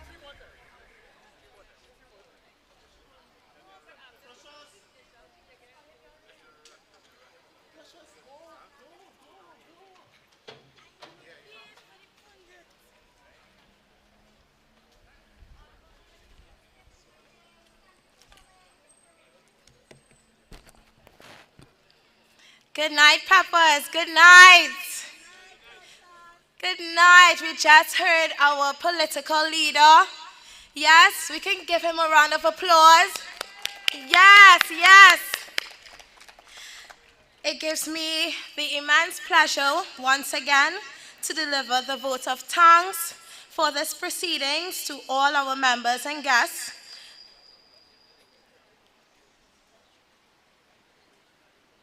This evening on behalf of our great party.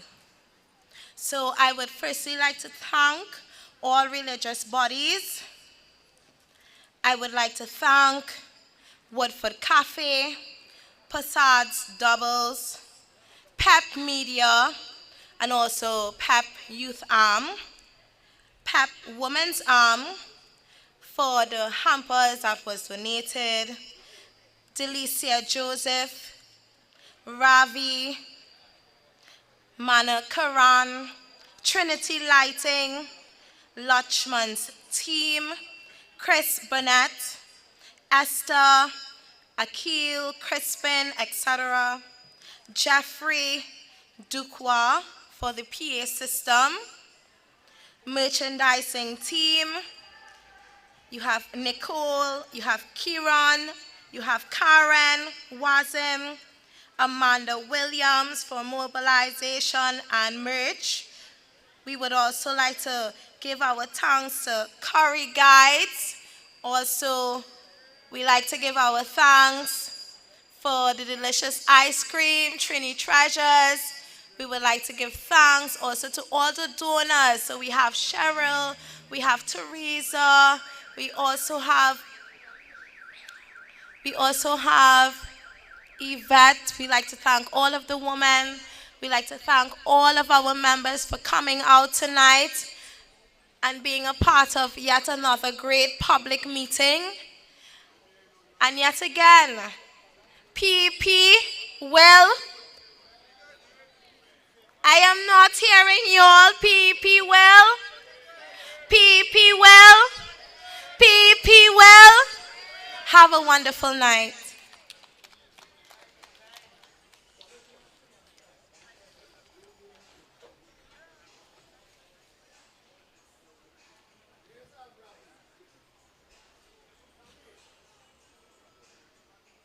One people under one flag. It's time for change, it's time we vote PEP. Come on, let me fix it. We go fix it. Build a better TNT.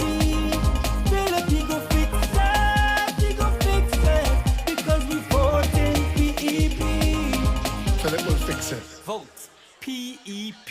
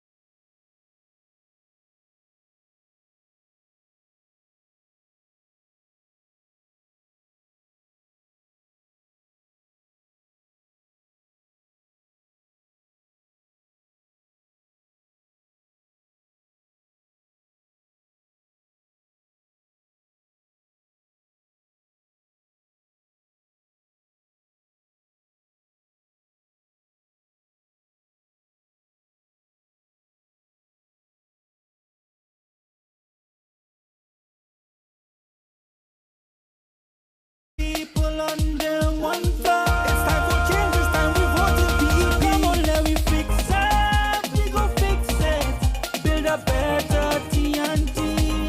Philip, we go fix it. We go fix it. Because we voted PEP. Philip will fix it. Vote PEP. Good night, San Fernando. How are you doing tonight? My name is Ravi Sichran, Shadow MP for the constituency of Princestown.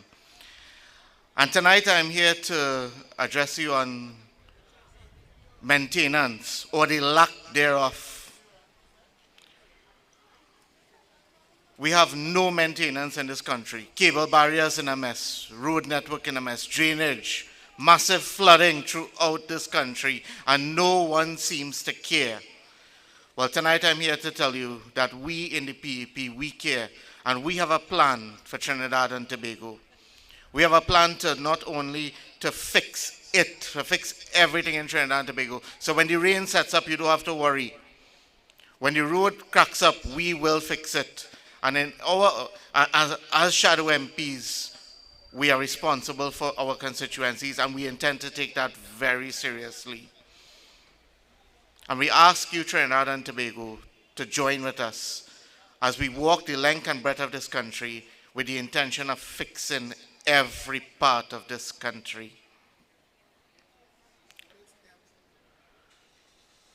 Philip recently broadcast on the videos which you have seen the state of our roadways. It's not supposed to be like that. We have roadways where they say they just put pitch and mud.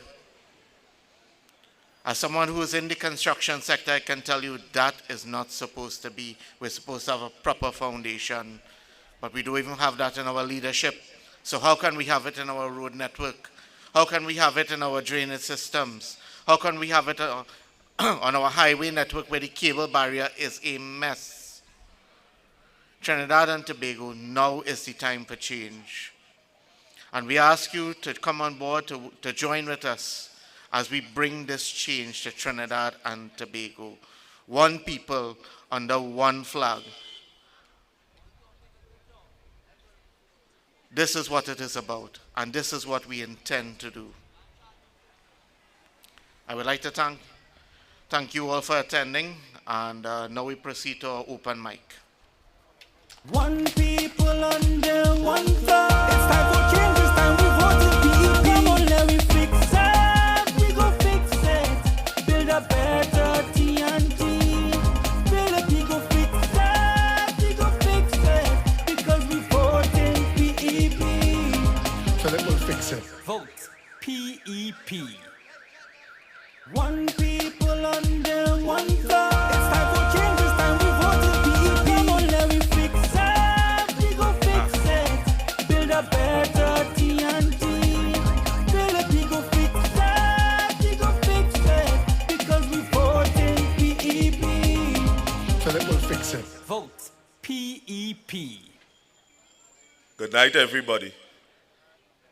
Good night to the people in San Fernando. Everybody that come out, good night. Who know us, we are the Workers' Rights Group. This is the full gamut of the team here. We have plenty of people outside, but we come tonight here, you know, we fed up at the games. We fed up at the games at the two party. One party doing stupidness, and the next one saying, aha, you ain't seen what they're doing, and the citizenry are caught up in the middle. And some of the times that us feel is sabotage and a trick that they're trying on the citizens to keep them in a particular position. And we here, the Workers' Rights team, have taken an initiative to start to call them out. So we all over social media calling them out. And we build a strong team. You see that thing they call referendum? is something that we strongly support. And we would have heard Mr. Alexander and Robert Amma would have talked about referendum. And referendum is something that gives us, the people, a say in what is taking place within our country. So, if everybody come together and sign this referendum, we will have a choice on what we want rather than who we want to represent us. And I'm imploring everybody, asking that we should join this cause, sign the referendum. Choose what you want instead of who you want. Choose to stand up for something than to fall by the games and the tricks of the two major political parties. And that is, as I said, I believe that is the only choice right about now. Well, the rest of the team here, I don't want to stay too long. I introduce Senator Terry Shade. Yes, good night, everybody. Right, again, as he just mentioned, the referendum, that is something we all should really put our hearts and trust into, that referendum. You understand? So I want to make it brief tonight. I want to talk about that 4%. It hurts in my heart. I hurt. Because years we've seen these union leaders that don't give a damn about the citizens of Trinidad and Tobago. Not Roger, not Anisette, the president for the prison association went on media and said, well, Rowley, you can man the prison now. You man the prison now. Make a big scene and mama guy all away. Then what happened the next day? Everybody just went and worked as normal. What happened the other day with the president for the police association? He accepted the 4%. Things is hard in this country. $2,000 a month in gas you have to pay in your car now. And the president for the police association accept the 4%? That's madness. Why it is all these union leaders cannot come together and tell you that we shut down this country, block the roads, there's nothing passed, that we shut it down. But instead, they rather play politics with the politicians and them. You understand? Those Kamlan and Rowley, them is best of friends. Them don't like the citizens. Them job is to frustrate the citizens.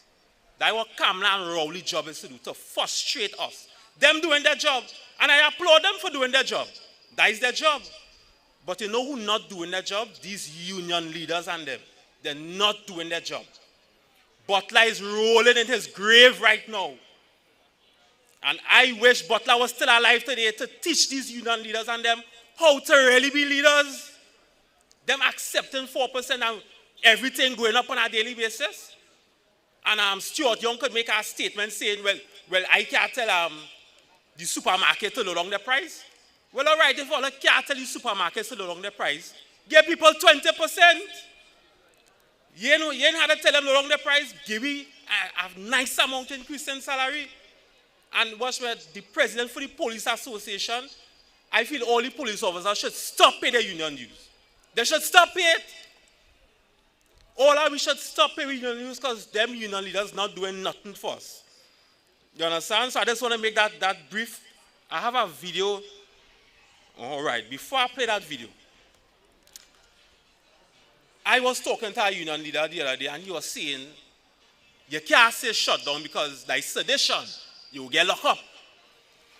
So I want to read something here. It says in a 46-page judgment, Justice C. Prasad ruled that sections 3 and 4 of the Sedition Act was patiently inconsistent and are at odds with section 1 of the Constitution, which regards Trinidad and Tobago as a sovereign democratic state, as these provisions impose disproportionate and unjustified restrictions on freedom of speech, freedom of expression, and freedom of thought. Satmaraj, they charged Satmaraj for sedition, and Satmaraj have got his lawyers involved. His lawyers went to court and they said sedition is unconstitutional. So much so that they throw Satmaraj case and they throw Watson U case too. So my question is, if sedition is unconstitutional, why are these union leaders frightened to say that we shut down this country? Why? Well, it had to be that. Somebody paying them not to tell we shut it down. We ain't going to riot. We could just block the roads. Nothing could pass.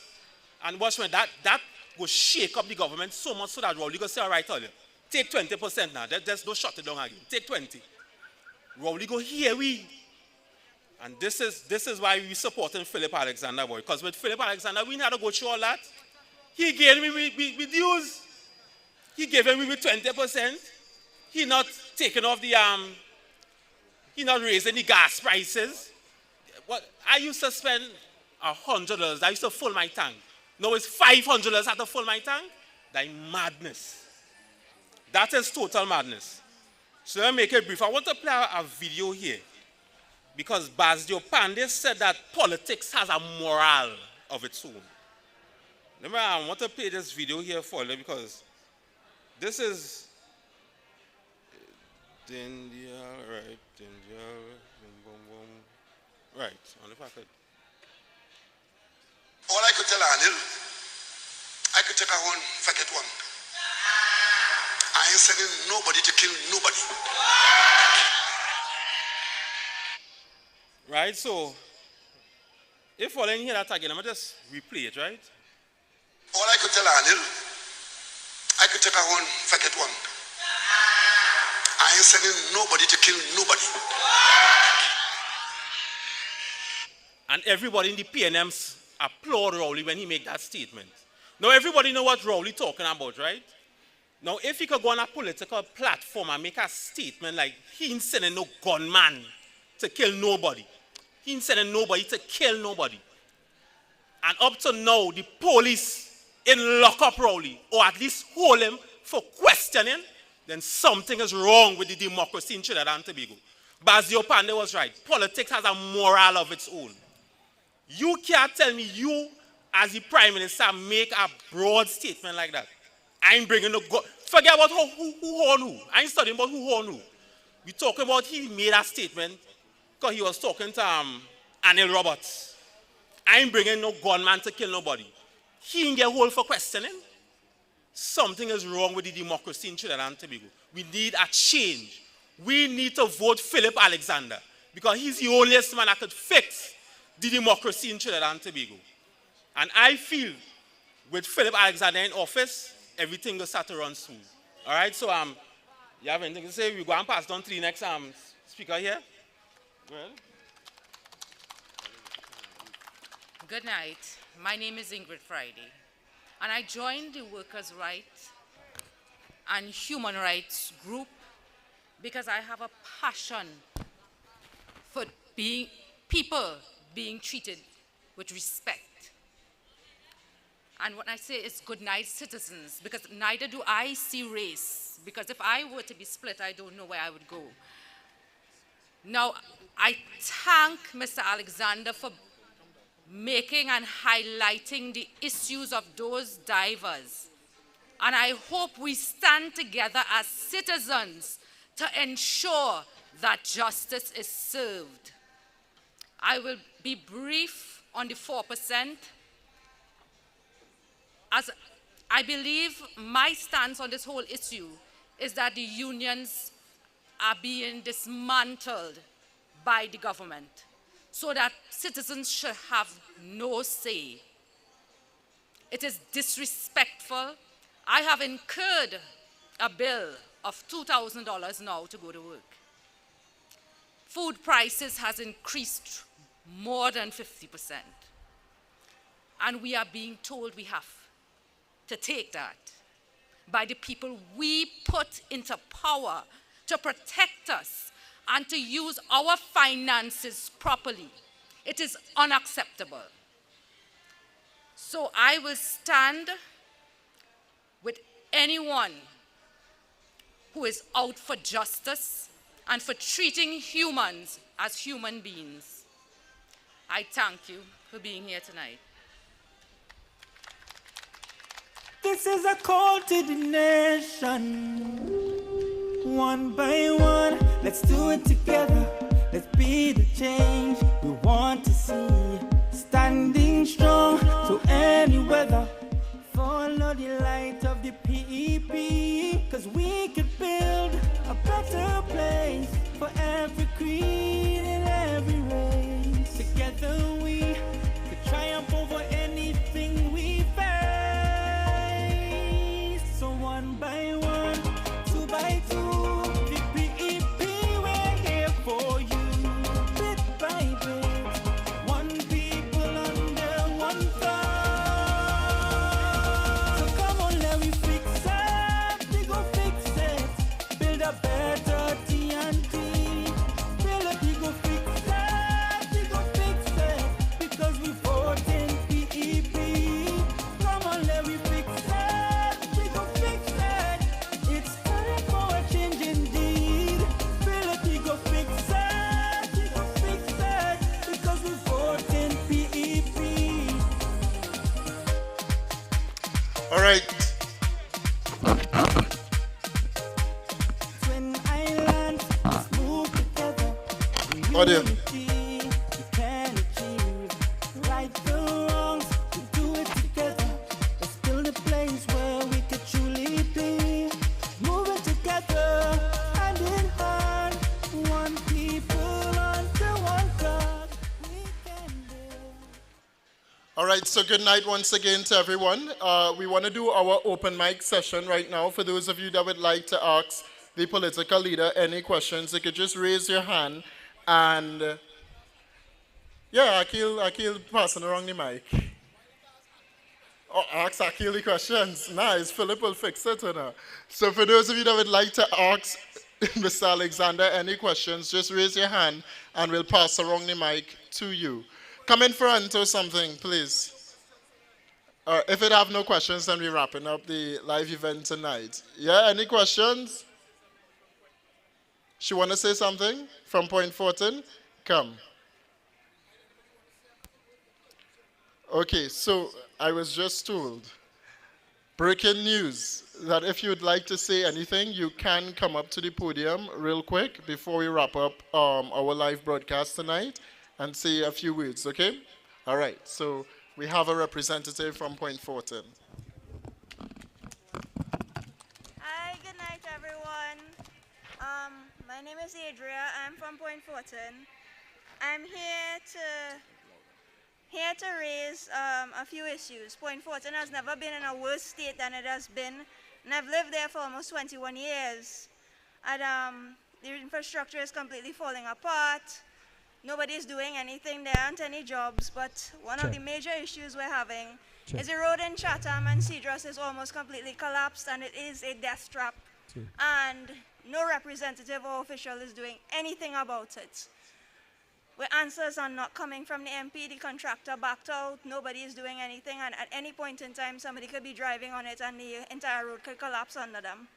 So, that's all I needed to say, that Point 14 is being severely neglected, nobody is really doing anything, and it's like a forgotten little spot in Trinidad.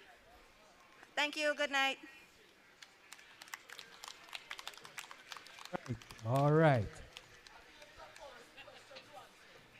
Yeah.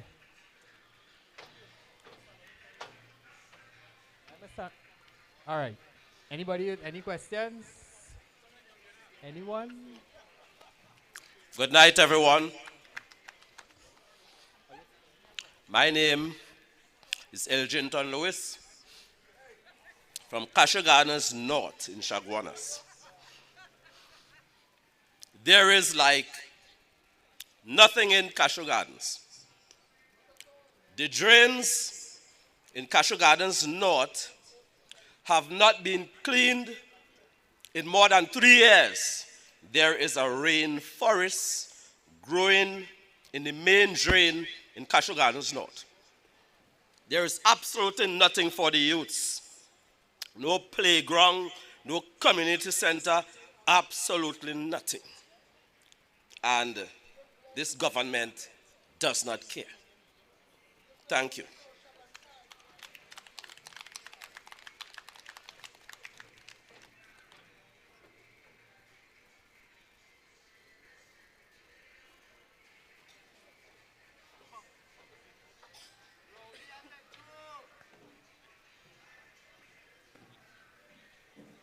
Good afternoon, ladies and gentlemen, members of the public. Okay, so my name is Sheldon Khan. I am from Point Fortin. I met Philip when I needed an issue addressed, and there was nobody else who was willing to even listen. And the sad part about that is that we all have the same problem. Recently, an elderly gentleman came to me, a member of the village council in my area, close to tears. And he was explaining that a piece of hill was sliding down and pushing against his house. He's a pensioner. And he was telling me, he said, Sheldon boy, I don't know who else to turn to.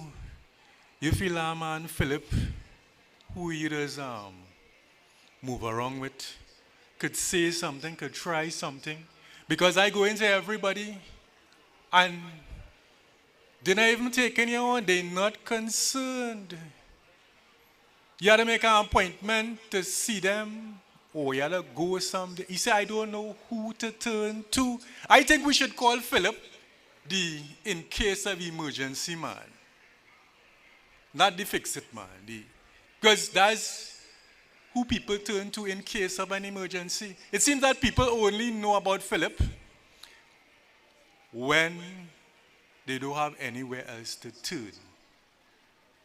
So, yeah, I told that guy, we were discussing a piece of roadway, and he was giving me all the reasons why the government should not open that piece of roadway.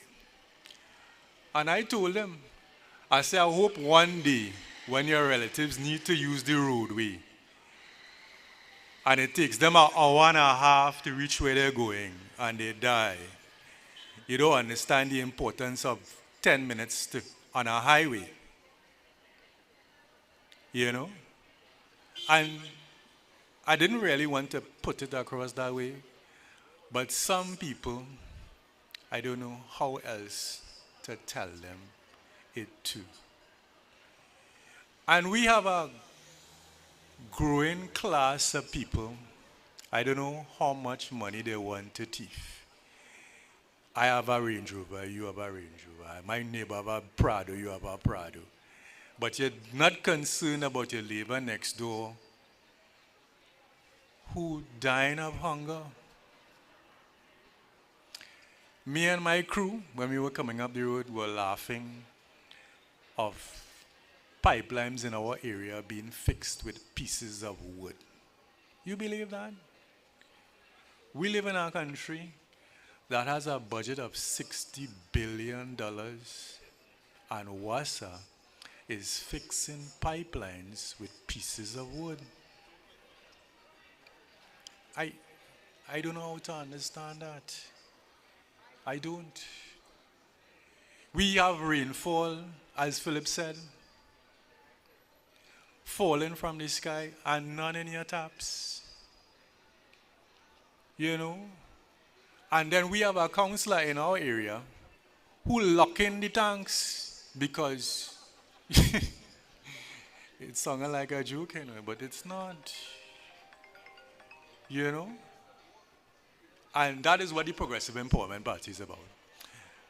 It's basically about people looking towards each other, led by Mr. Philip Alexander. You know? Yesterday I was in the gas station, another neighbor, and he was explaining to me that he put in $100 a day. Marissa there would have spoken about Cedrus and the landslide. And the fact that the gas truck doesn't want to go down there anymore. So you have people in a community, about 15,000 or so, and they are basically cut off. You know? Right now we have flooding in some so-called Indian areas. So the so-called Negro Party don't care. You know, it's just an uncaring, arrogant set of people. And no matter how much you talk to them, no matter how much you protest, they just don't care. They just make you feel to use obscene language. I don't even know that will shake them out of the whatever they're in. It's a very arrogant set of people. I saw a video a few days ago where Rohan Sinanan went to the bamboo. I thought somebody would have lashed him, you know. I really thought so, because those people, I could understand, you know. People were speaking to Faris. He lives somewhere right in the back there somewhere. But you could actually tell the arrogance of the guy in his demeanor. Yes, he was there, but he wasn't, you could tell by his body language that he wasn't concerned, or he didn't go there to help anybody. He just went there for PR. And people have that spirituality, but that they could tell whether you're genuine or not. You know? And that is why the Progressive Empowerment Party is building numbers. Every day people are joining, because they are looking for somebody who could take us out of this hopelessness. They're looking for somebody who they can call to. They're looking for proper representation. You understand? People have real problems. We have problems for water, problems for food, problems for gas, problems for the road, problems by the bank. You put your money in the bank for a rainy day, you interfere with it 6 months, and when you're going back, they're telling you your account closed. It's been used up by interest rates.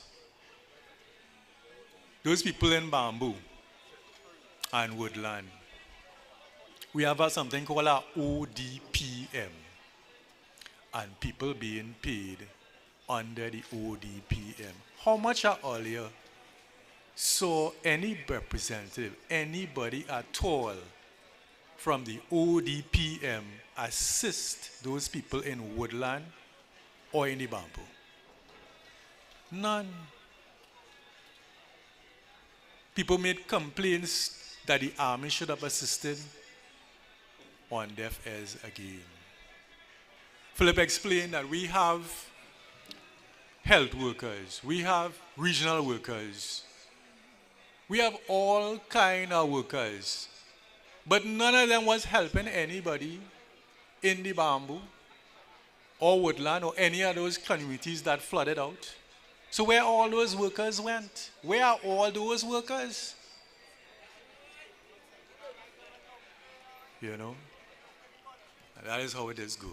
We have a country where the roads are a mess. But everybody telling you that they come in Trinidad to buy oil, to fix their roads, and buy pitch to fix their roads. So again, my name is Sheldon Khan, and I'm from Point Fortin. And I would love everyone to come on board the Progressive Empowerment Party. Because Trinidad belongs to all of us, and together, with one heart and one mind, and one voice and one spirit, helping each other, we can make Trinidad a better place and the best place on earth, because we are that kind of people. We can't let a greedy few set of people, or a greedy group of people, a greedy few, spoil the thing. So I hope to see you all in the next meeting and the one after that. Thank you very much. Good evening, everyone. I just have one question for Mr. Alexander. Please, sir. The plastic bottle policy. Can you give us a little idea of what is the ultimate objective of that policy? Because I know there's some tax as- accredited to it, but is it more for environmental or as a revenue earner, that policy? Thank you. A speech? A whole speech? How long? How long? Just now. Let me deal with this. Calm down. I apologize. Team's ice cream. Our plastic bottle policy involves the application of a tax, not a tax, a refund redemption at the manufacture or importation stage to be redeemed by people who collect the bottles. It should not generate money for the state, but it will save the state a lot of money. If you are paying 25 cents on a plastic bottle and that becomes law tomorrow, they will empty the labas and all those drains and rivers. So it is environmental. Plus, we want to break it down into strips for foundation, for construction, and beads for road surfacing. Because plastic beads in the hot mix lowers the noise, tire noise on the road, which is like 70% of traffic noise. So it's not to generate any revenue, but it is to clean up the environment and to put the responsibility on the manufacturers and importers of plastics. Thanks for that question, though.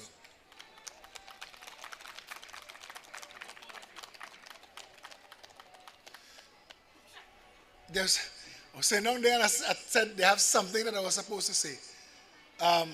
As David had me up here, because we're wrapping up now, and we all know we have doubles and they're selling ice cream and stuff. Uncle, I will come and talk to you, tell me your problem. What? Precious closing? Okay. Precious.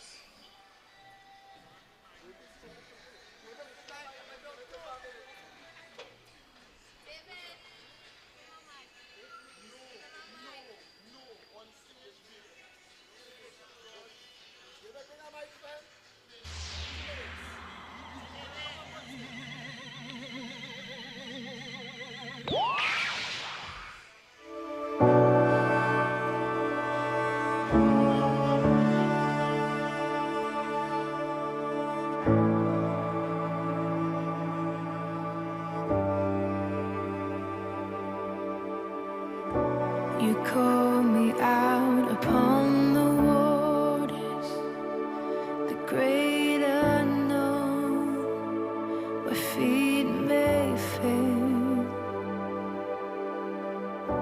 And there I find you in the mystery, in oceans deep. My faith will stand.